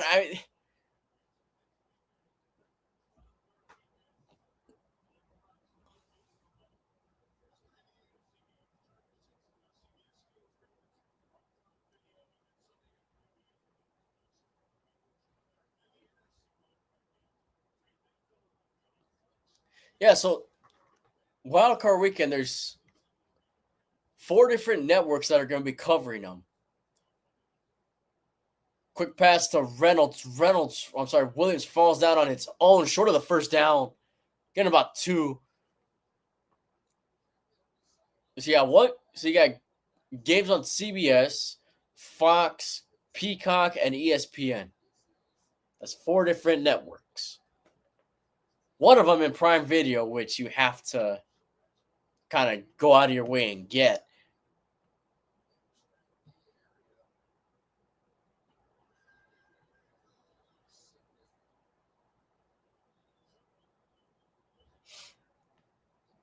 Which I don't like that decision one bit, that they have it on Prime, but oh well.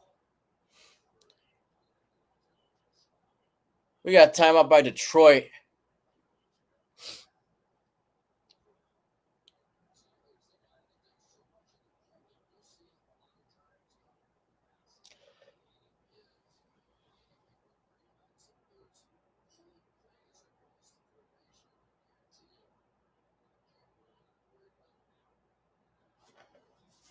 Man, I still don't get why both teams have their starters in.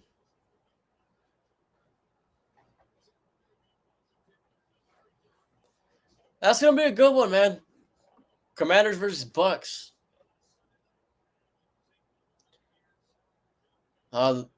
Washington did have a down day, though. They didn't look very good this week against Dallas. And off play to Reynolds. We got about 3. I should run it down to the 2-minute warning. And all Detroit really has to do at this point is take a couple knee downs, and that should end it. Didn't think this was be Detroit on top like this. Yeah, no, it's been the first half definitely was competitive, but the second half, Detroit just took over. And Minnesota's just been looking defeated.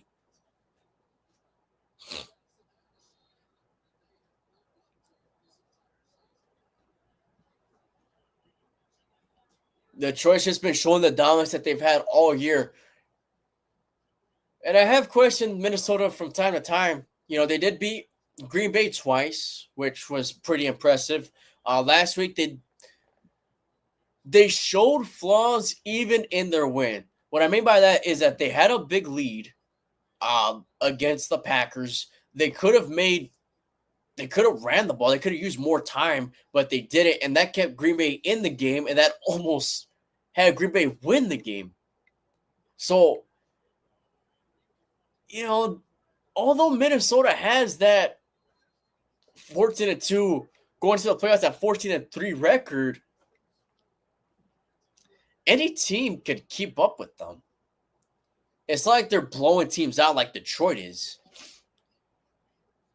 Which, I mean, I still do give any team that goes up against Detroit a chance because of how banged up the defense is no matter what. But I don't know, man. I could see Minnesota being one and done in the playoffs. I'll just say that. It wouldn't be that surprising to me.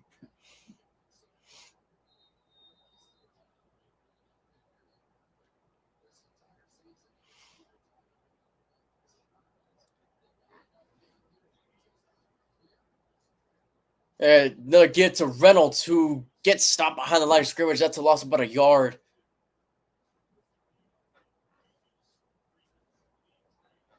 Time's going to keep taking on third down. Expect them to run the ball once again.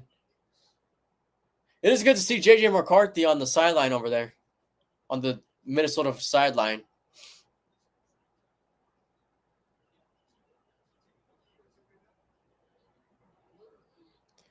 He's got the playbook in his hand. That's exactly what you want to see. Even though he's out for the season, hasn't played a snap, you're still trying to make him learn stuff. He can't do it physically, but he could do it, learning the play sheet, everything like that. Handoff play to Reynolds. Short of the first down by a couple yards.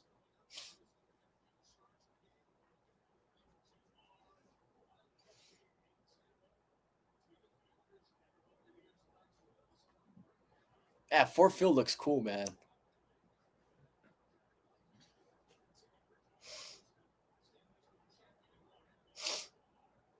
They're showing Teddy Bridgewater all he's trying to do, the reason why he came back to the league is to hope that he gets a ring with Detroit. Just to say that he won a Super Bowl. Like right there, they go for it on 4th and 6. Handoff play. Reynolds able to break tackles. He looks like he's short of the first, though. Looks like he's about a few inches short of the first. Which, I mean, honestly, just give him the first down. It doesn't really even matter.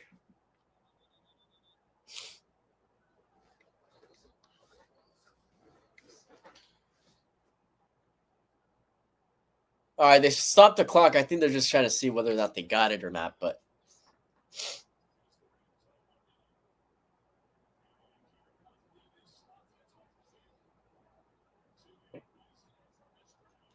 all right, yeah, they said they didn't get it.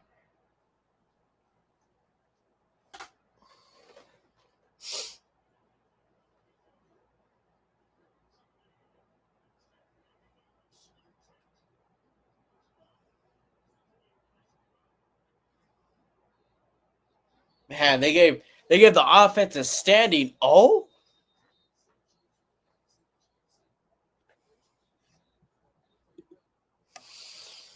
I expected a lot better offensive showing from the Vikings, man. They pressured Sam Darnold and had no answer, man. He couldn't give it to the ball on time. Even when he did, the throws just weren't there. It was a bad night for Sam Darnold. Just for the offense in general. I mean, their number 2 receiver did he even get any yards? I don't think so. All right. Detroit clinches the first seed in the NFC, which means the playoffs run through Ford Field, run through Detroit. So that's going to be interesting. That's going to be fun to watch, man. Detroit plays some fun football, I guess, other than tonight, but that's not really their fault. Oh man, Minnesota just had a rough night. So that was the season finale of the 2024 regular season. All right. We definitely will be live for Saturday night. Steelers versus Ravens. I don't really want to watch the game, but you know what? We're Steelers fans. We're going to be watching it. All right. We'll be live for that game. Maybe for a Sunday game as well. I'll keep you guys posted.